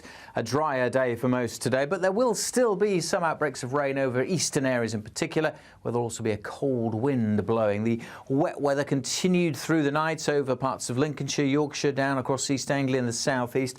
Not as heavy as yesterday's downpours, but staying pretty grey and soggy here throughout, with a cold wind curling in from the North Sea.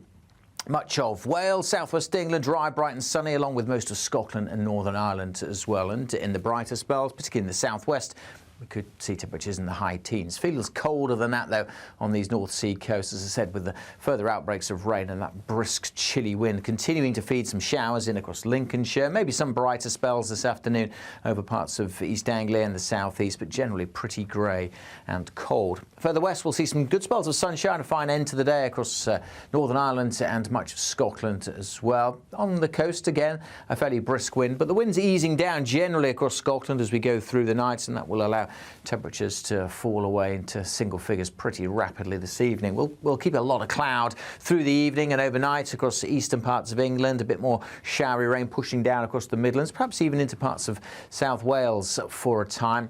That brisk wind will continue to blow. That will actually help to keep the temperatures up a little bit through the night in double figures across much of central and eastern England. But with the clearer skies further west, and particularly, as I mentioned, further north across Scotland, we'll be down into single figures. Could be a bit of mist and fog here and there first thing tomorrow. That should clear away.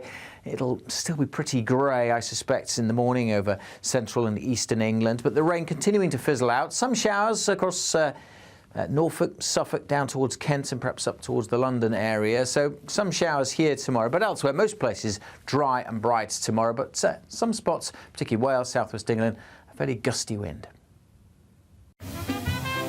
Heavy showers first thing will be followed by a warm coat. The latest GB News travel.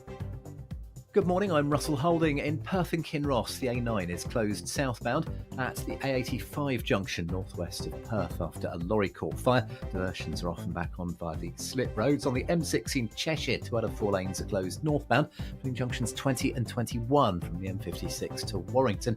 It's for emergency barrier repairs after a lorry went off the Thelwall Viaduct. There are long delays towards there. The M69 in Leicestershire is partly blocked northbound by an accident between junction 2 at Burbage and the M1, causing delays.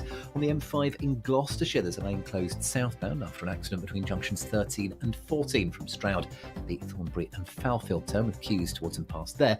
And London Overground services aren't running between Hackney Downs and Chingford because of a track fault, with Stansted Express services diverting via Seven Sisters.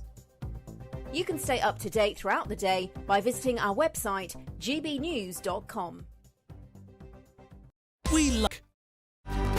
Good afternoon, Britain. Your lunchtime update on the stories that matter across the UK. From breaking news and insightful analysis, inspiring stories and lively debates. You're comparing yourself to a former Prime Minister. Which is it? Stay informed, stay updated, stay entertained. I just don't know how anyone would not want to be there. Every weekday from midday. We are Good Afternoon Britain, only on GB News. Britain's news channel. It's Patrick Christie's Tonight, and here we do things differently. It's explaining the absolute madness of this, doesn't it? It's explosive. I mean, this is very good. It's lively. 850. Your government sat there, Sean, and it did nothing. It's controversial. And the Middle East has been in turmoil since before I was born. It's everything you need to kickstart your evening. Everyone's at the Weetabix tonight. I love to see it. That's Patrick Christie's Tonight, weeknights from 9 p.m. Only on GB News, the People's Channel, Britain's news channel.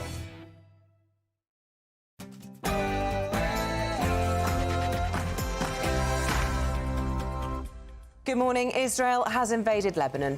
Benjamin Netanyahu gives the go-ahead as Israeli Defence Forces begin what they're calling a limited and targeted ground attack in the pursuit of ending Hezbollah. Well, that's as the government charters an emergency flight for Britons stranded, as the Foreign Secretary David Lammy warns the situation could worsen. Have secured places on commercial flights that are flying tomorrow so that UK nationals can get out. I urge them to leave.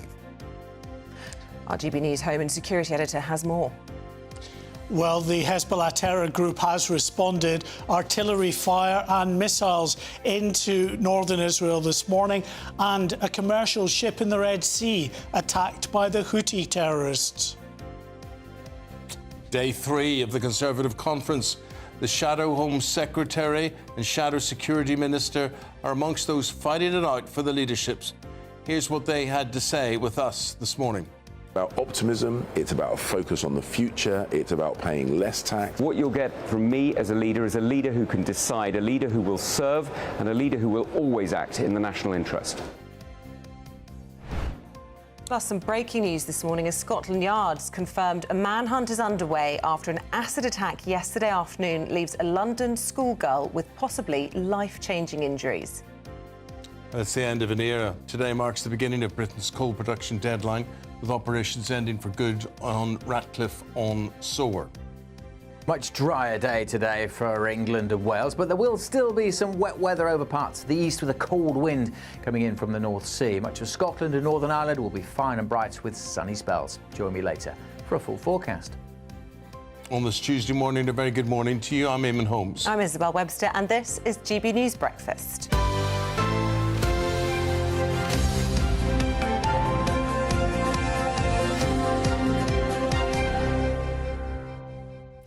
Well, breaking news within the last hour, and we're hearing that the Lebanese Prime Minister has said the country is facing one of the most dangerous stages in its history. That's as the Israeli army says they have begun a targeted ground response against the Iranian-backed militia group Hezbollah. Artillery is firing and reported in southern parts of Beirut. It is the first time since 2006 that Israel have had boots on the ground inside Lebanon, and it all comes as the government's chartered a commercial flight to help British nationals leave the country. Foreign Secretary David Lammy has urged those British nationals to act immediately. We'll do all we can to assist people to get out, and we have secured places on commercial flights that are flying tomorrow so that UK nationals can get out. I urge them to leave because the situation on the ground is fast moving, and of course, whilst we will do everything we can to protect British nationals, and those plans are in place to do so, we cannot anticipate the circumstances and the speed with which we can do that if things escalate in a major way over the coming hours and days. Well, let's bring in our Home and Security Editor, Mark White, who joins us in the studio. So there we are. We've got the Lebanese Prime Minister describing this as one of the most dangerous moments in their history. And this is a fast-paced developing story.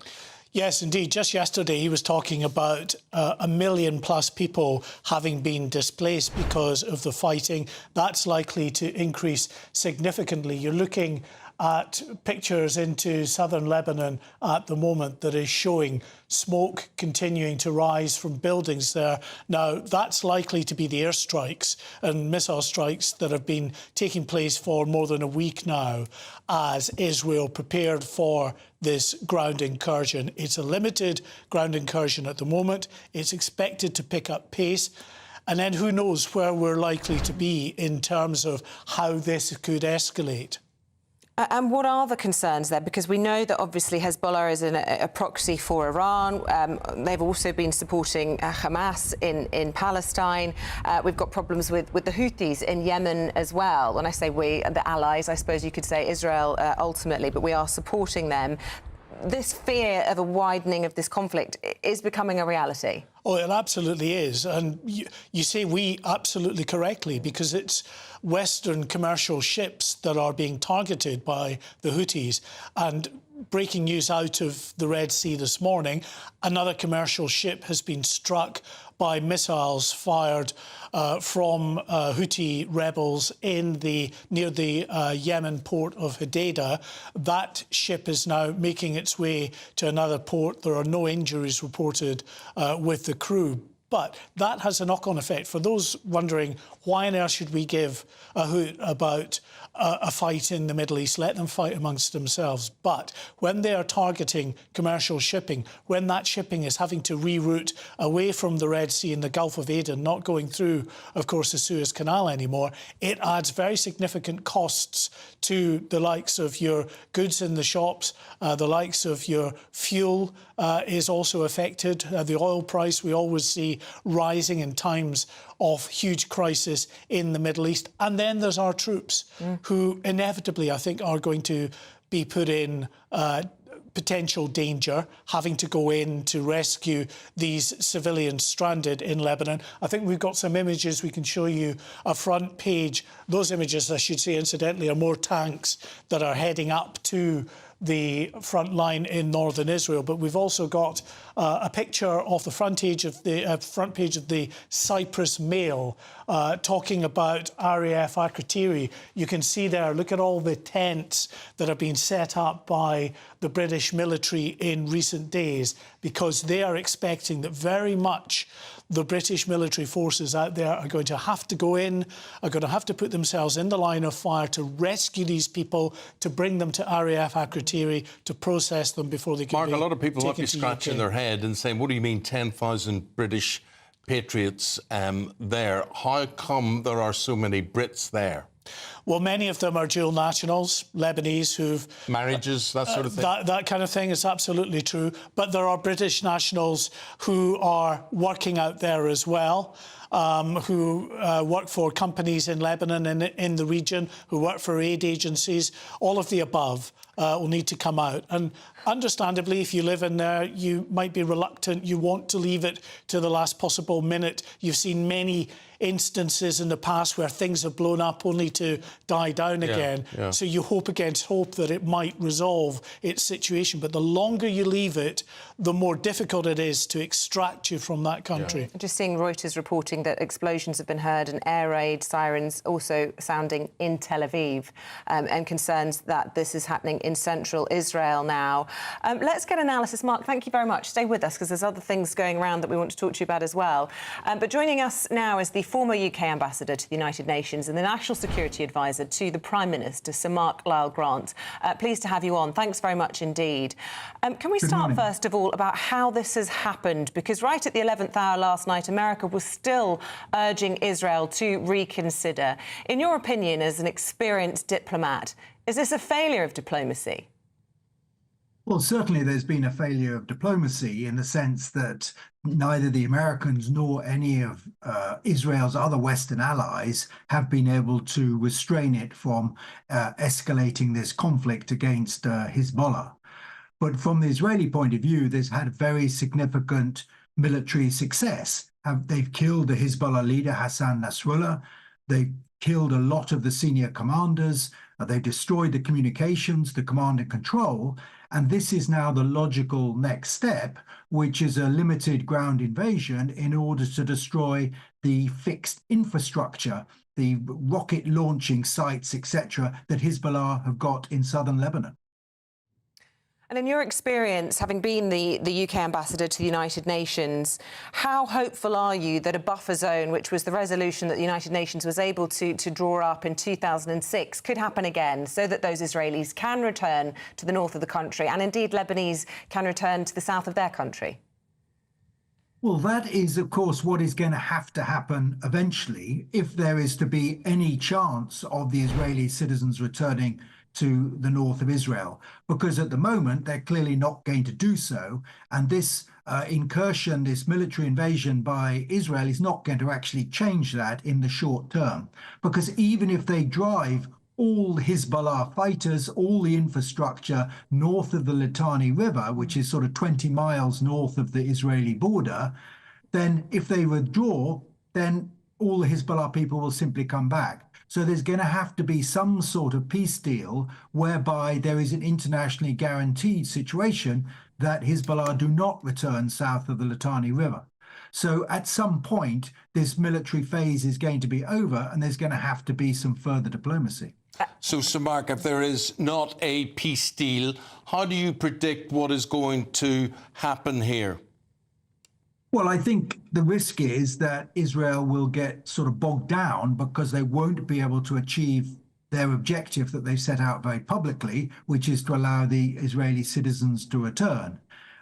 Last time they invaded Lebanon, that was the war in 2006. There was fighting, intense fighting for about 34 days before an agreement was reached, endorsed by the UN Security Council. Now, this time, I think they've got more limited aims.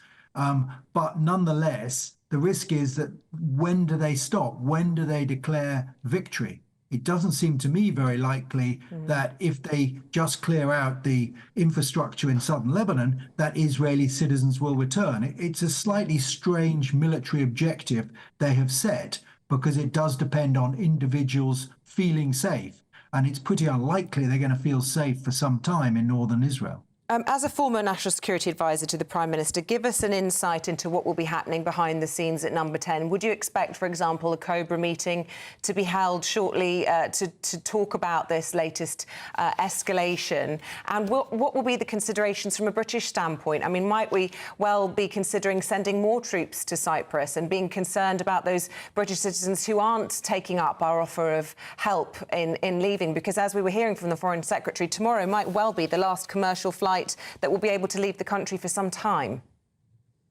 Yes, I think we have to be realistic about the amount of influence the British government has on events on the ground. You know, even President Biden has been unable to persuade Netanyahu to follow his advice. So I don't think there's going to be a lot of hand-wringing and discussion in the British government about how to influence the situation on the ground. What they will be focusing on, and there's already been 2 Cobra meetings about this, is the potential military-assisted evacuation of British troops. Now, as your correspondent has been saying, there is still commercial flight.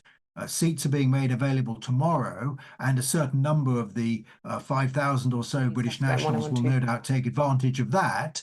But if the situation deteriorates further, particularly in Beirut, then the possibility of a military-assisted evacuation could take place. And the British government has put in place various contingency plans, further troops, ships, planes in the area, which could enable that to happen in the future if necessary. Sir Mark Lyle-Grant, former UK Ambassador to the United Nations and National Security Advisor, thanks for talking to us this morning. We just want to bring in our Home Affairs and Security Editor, Mark White, again. This is in relation to a acid attack yesterday in London, 20 to 5 yesterday afternoon at a school, Mark. What more can you tell us?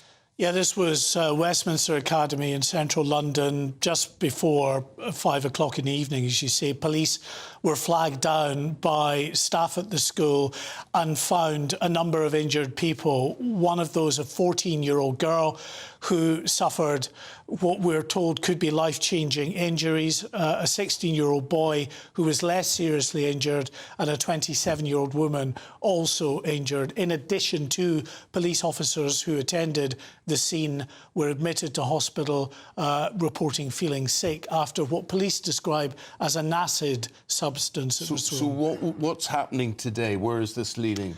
Well, there's a very significant and urgent manhunt to try to find those responsible. This is just another example, if one were needed, about the real issues we have with violent crime in this country. Not content with using knives, guns, these scumbags also use corrosive substances, either alkali or acid, as a weapon. It's particularly horrific in the kind of injuries that can cause. We all remember that poor woman in Clapham in South London in January of this year, when that suspect Abdul Azadi, I should say, threw alkali substance over her, causing absolutely horrific injuries to her. She was with her 2 children who were injured at the time as well. But the fact that this has happened at a school, Mark, I mean, these are 2 children, 14 and 16. The 27-year-old, we're told, was a staff member at Westminster Academy, just down the road from here. I mean, are our children safe in our schools? As you say, there are so many threats, not just from knives, but now chemical attacks as well. Yeah, I mean, we don't want to get, you know, too hysterical about it. For the most part, children are perfectly safe in school. But it's fair to say they're more at risk, I think, now than they've ever been, because there are people out there who just don't give two hoots, who really think that it is perfectly acceptable to run around either carrying knives or a bottle of some kind of corrosive substance. And if someone, for whatever reason, has aggravated that individual, needs retribution for some silly little argument, then they can either end someone's life or, in this case, potentially disfigure someone for life. Well, Mark, you're going to be across this for the rest of the day amongst other stories that you're covering. Keep us posted. Thank you for the moment. Thank you very much indeed. 9:15 is the time. Right, we're going to take you to Birmingham. Rishi Sunak's promise to stop the boats whilst he was Prime Minister has been called unachievable by his former ally and Shadow Home Secretary James Cleverly. He is, of course, a contender to be leader of Conservatives. Yeah, with Robert Jenrick preparing to face questions at the Conservative Party conference later today. To tell us what is happening there, let's go to our correspondent, Catherine Foster, with that one. Catherine, how's this going to shape up? Yes, good morning. So this afternoon, we will hear from 1 hour with our own political editor, Christopher Hope, Robert Jenrick, followed by James Cleverly, talking to the MPs here, talking crucially to the members in this question and answer sessions. Now, we had Robert Jenrick turned up at the GB News party. They're feeling very chipper. They think they're certain of getting to the last two. Kemi Badenoch had a bit of a rough ride, didn't she, over those comments on maternity pay. They think if she can get to the members that she will win. But there's a new poll out today that suggests that Robert Jenrick, currently the bookies' favourite, has closed the gap with the members with Kemi Badenoch. So it is all to play for. In the meantime, a little bit earlier on GB News, you spoke to James Cleverly. He was talking about those three words, stop the boats, that, of course, the previous government spectacularly failed to do, I think inevitably, to be honest. Let's just have a look at what he had to say about Labour, who've now come along and said, actually, we're going to need to keep asylum seekers in hotels for a lot longer than we thought, possibly 3 years, because the situation's much worse than we thought. Let's have a look at what he said about that. Figures about asylum seekers and arrivals and any backlog were reported every single quarter. If Labour are telling you or anyone else they did not know the figures, they are lying. The figures were in the public domain. He also accused Labour of trying to deceive the British public. He was talking about Rachel Reeves and them saying that the economy was, in a terrible state, the public finances. He's not having a bit of that either. Then Tom Tugendhat came on, the other sort of leadership candidate, more towards the centre of the party, as opposed to Kemi Badenoch and Robert Jenrick, who's seen as on the right. He, of course, has got a very strong military background, and he was talking about defence spending. Let's have a look at what he said. 5 years ago, I joined the army and I swore allegiance to Her Majesty the Queen, and I swore to protect our country, and I have always kept my promise. And what I've done is I've served on operations in Iraq and Afghanistan. I've been in combat, and I've seen what this country needs to protect ourselves. So today, what am I thinking about? I'm thinking about defence spending. I'm thinking about the fact that Labour is making us less safe by not investing in the technology that we need for the future. And so what you'll get from me as a leader is a leader who can decide, a leader who will serve, and a leader who will always act in the national interest. OK, that's the political roundup today as well. The roundup you want to hear about is how to win £36,000 in cash. Here's how. We love on demand. Good luck.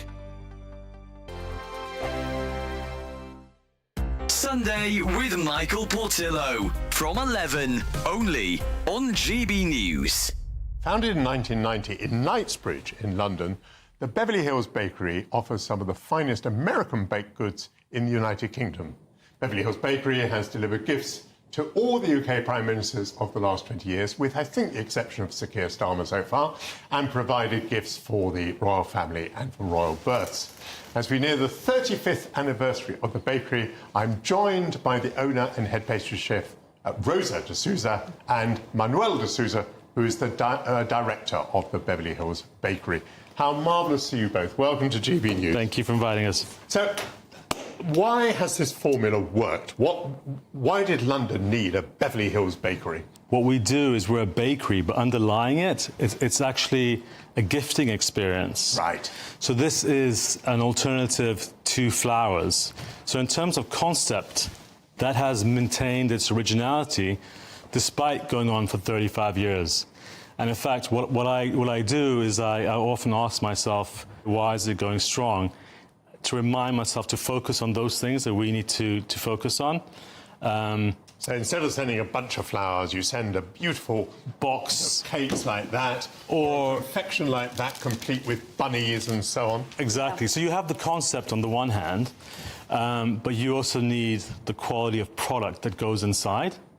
And I think that's where Beverly Hills Bakery has got a great product. And it's where Rosa comes in, isn't it? Yes. So when did you start to bake? Did you start to bake domestically in your home, and did it spread from there? We started from home. My mother's baking, where we didn't have all the stoves and things like that. We baked on the charcoal, you know, like the grease. Yes. And we started baking. I learned from my mother the baking. GB News, the People's Channel.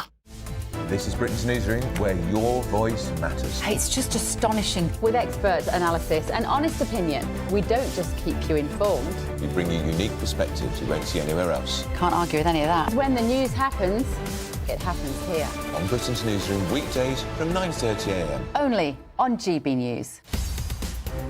In the GB Newsroom, we bring you the news as it happens. With our team of dedicated journalists across the UK, we're ready to keep you up to date with what's happening every half an hour, every single day.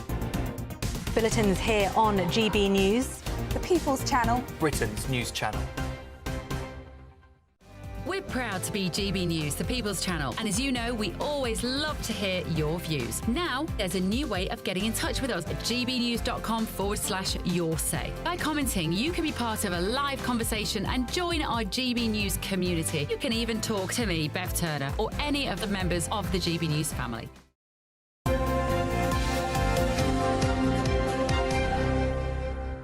Just to recap that story in West London, that school attack yesterday, 3 injuries, a 14-year-old girl whose injuries may be potentially life-changing, and then it seems to be, we imagine, a 27-year-old woman, probably a teacher, maybe a parent, and a 16-year-old boy also injured. Yeah, 2 officers being treated in hospital, although they're not described as having any injuries, but they have reported feeling unwell. This is at Westminster Academy. This is just down the road in W2, and it just really reminds you the number of threats that are on the street these days. It's not just knife crime, zombie knives, whatever that might be, but chemicals as well in our schools. This is certainly something that I know that they'll be following up in the following programme with Andrew and Bev. A breaking story for us, but an acid attack in a school, a 14-year-old girl with life-changing injuries. Well, look, with that, we'll say goodbye to you. Have yourselves a safe day, a good day. See you in the morning.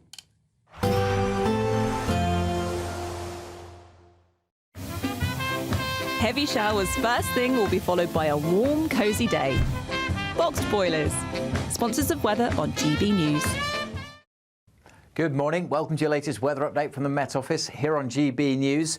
A drier day for most today, but there will still be some outbreaks of rain over eastern areas in particular, where there'll also be a cold wind blowing. The wet weather continued through the night over parts of Lincolnshire, Yorkshire, down across East Anglia and the southeast.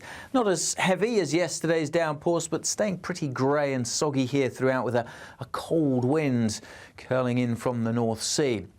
Much of Wales, southwest England, dry, bright and sunny, along with most of Scotland and Northern Ireland as well. And in the brighter spells, particularly in the southwest, We could see temperatures in the high teens. Feels colder than that, though, on these North Sea coasts, as I said, with the further outbreaks of rain and that brisk, chilly wind continuing to feed some showers in across Lincolnshire. Maybe some brighter spells this afternoon over parts of East Anglia and the southeast, but generally pretty grey and cold. Further west, we'll see some good spells of sunshine, a fine end to the day across Northern Ireland and much of Scotland as well. On the coast, again, a fairly brisk wind, but the wind's easing down generally across Scotland as we go through the night, and that will allow temperatures to fall away into single figures pretty rapidly this evening. We'll keep a lot of cloud through the evening and overnight across the eastern parts of England, a bit more showery rain pushing down across the Midlands, perhaps even into parts of South Wales for a time. That brisk wind will continue to blow. That will actually help to keep the temperatures up a little bit through the night in double figures across much of central and eastern England. But with the clearer skies further west, and particularly, as I mentioned, further north across Scotland, we'll be down into single figures. Could be a bit of mist and fog here and there first thing tomorrow. That should clear away. It'll still be pretty grey, I suspect, in the morning over central and eastern England. But the rain continuing to fizzle out. Some showers across Norfolk, Suffolk, down towards Kent and perhaps up towards the London area. So some showers here tomorrow, but elsewhere, most places dry and bright tomorrow. But some spots, particularly Wales, southwest England, a fairly gusty wind. Expect a warm front, moving from the kitchen right through to the rest of the house. Boxed Boilers, sponsors of weather on GB News. The latest GB News travel. Good morning, I'm Russell Holding. In Perth and Kinross, the A9 is closed southbound at the A85 junction northwest of Perth after a lorry caught fire causing queues. On the M6 in Cheshire, 2 out of 4 lanes are closed northbound between junctions 20 and 21 from the M56 to Warrington for repairs after a lorry went off the Thelwall Viaduct with queues back beyond junction 19 at Knutsford. In Suffolk, the A12 is partly blocked southbound between junctions 31 and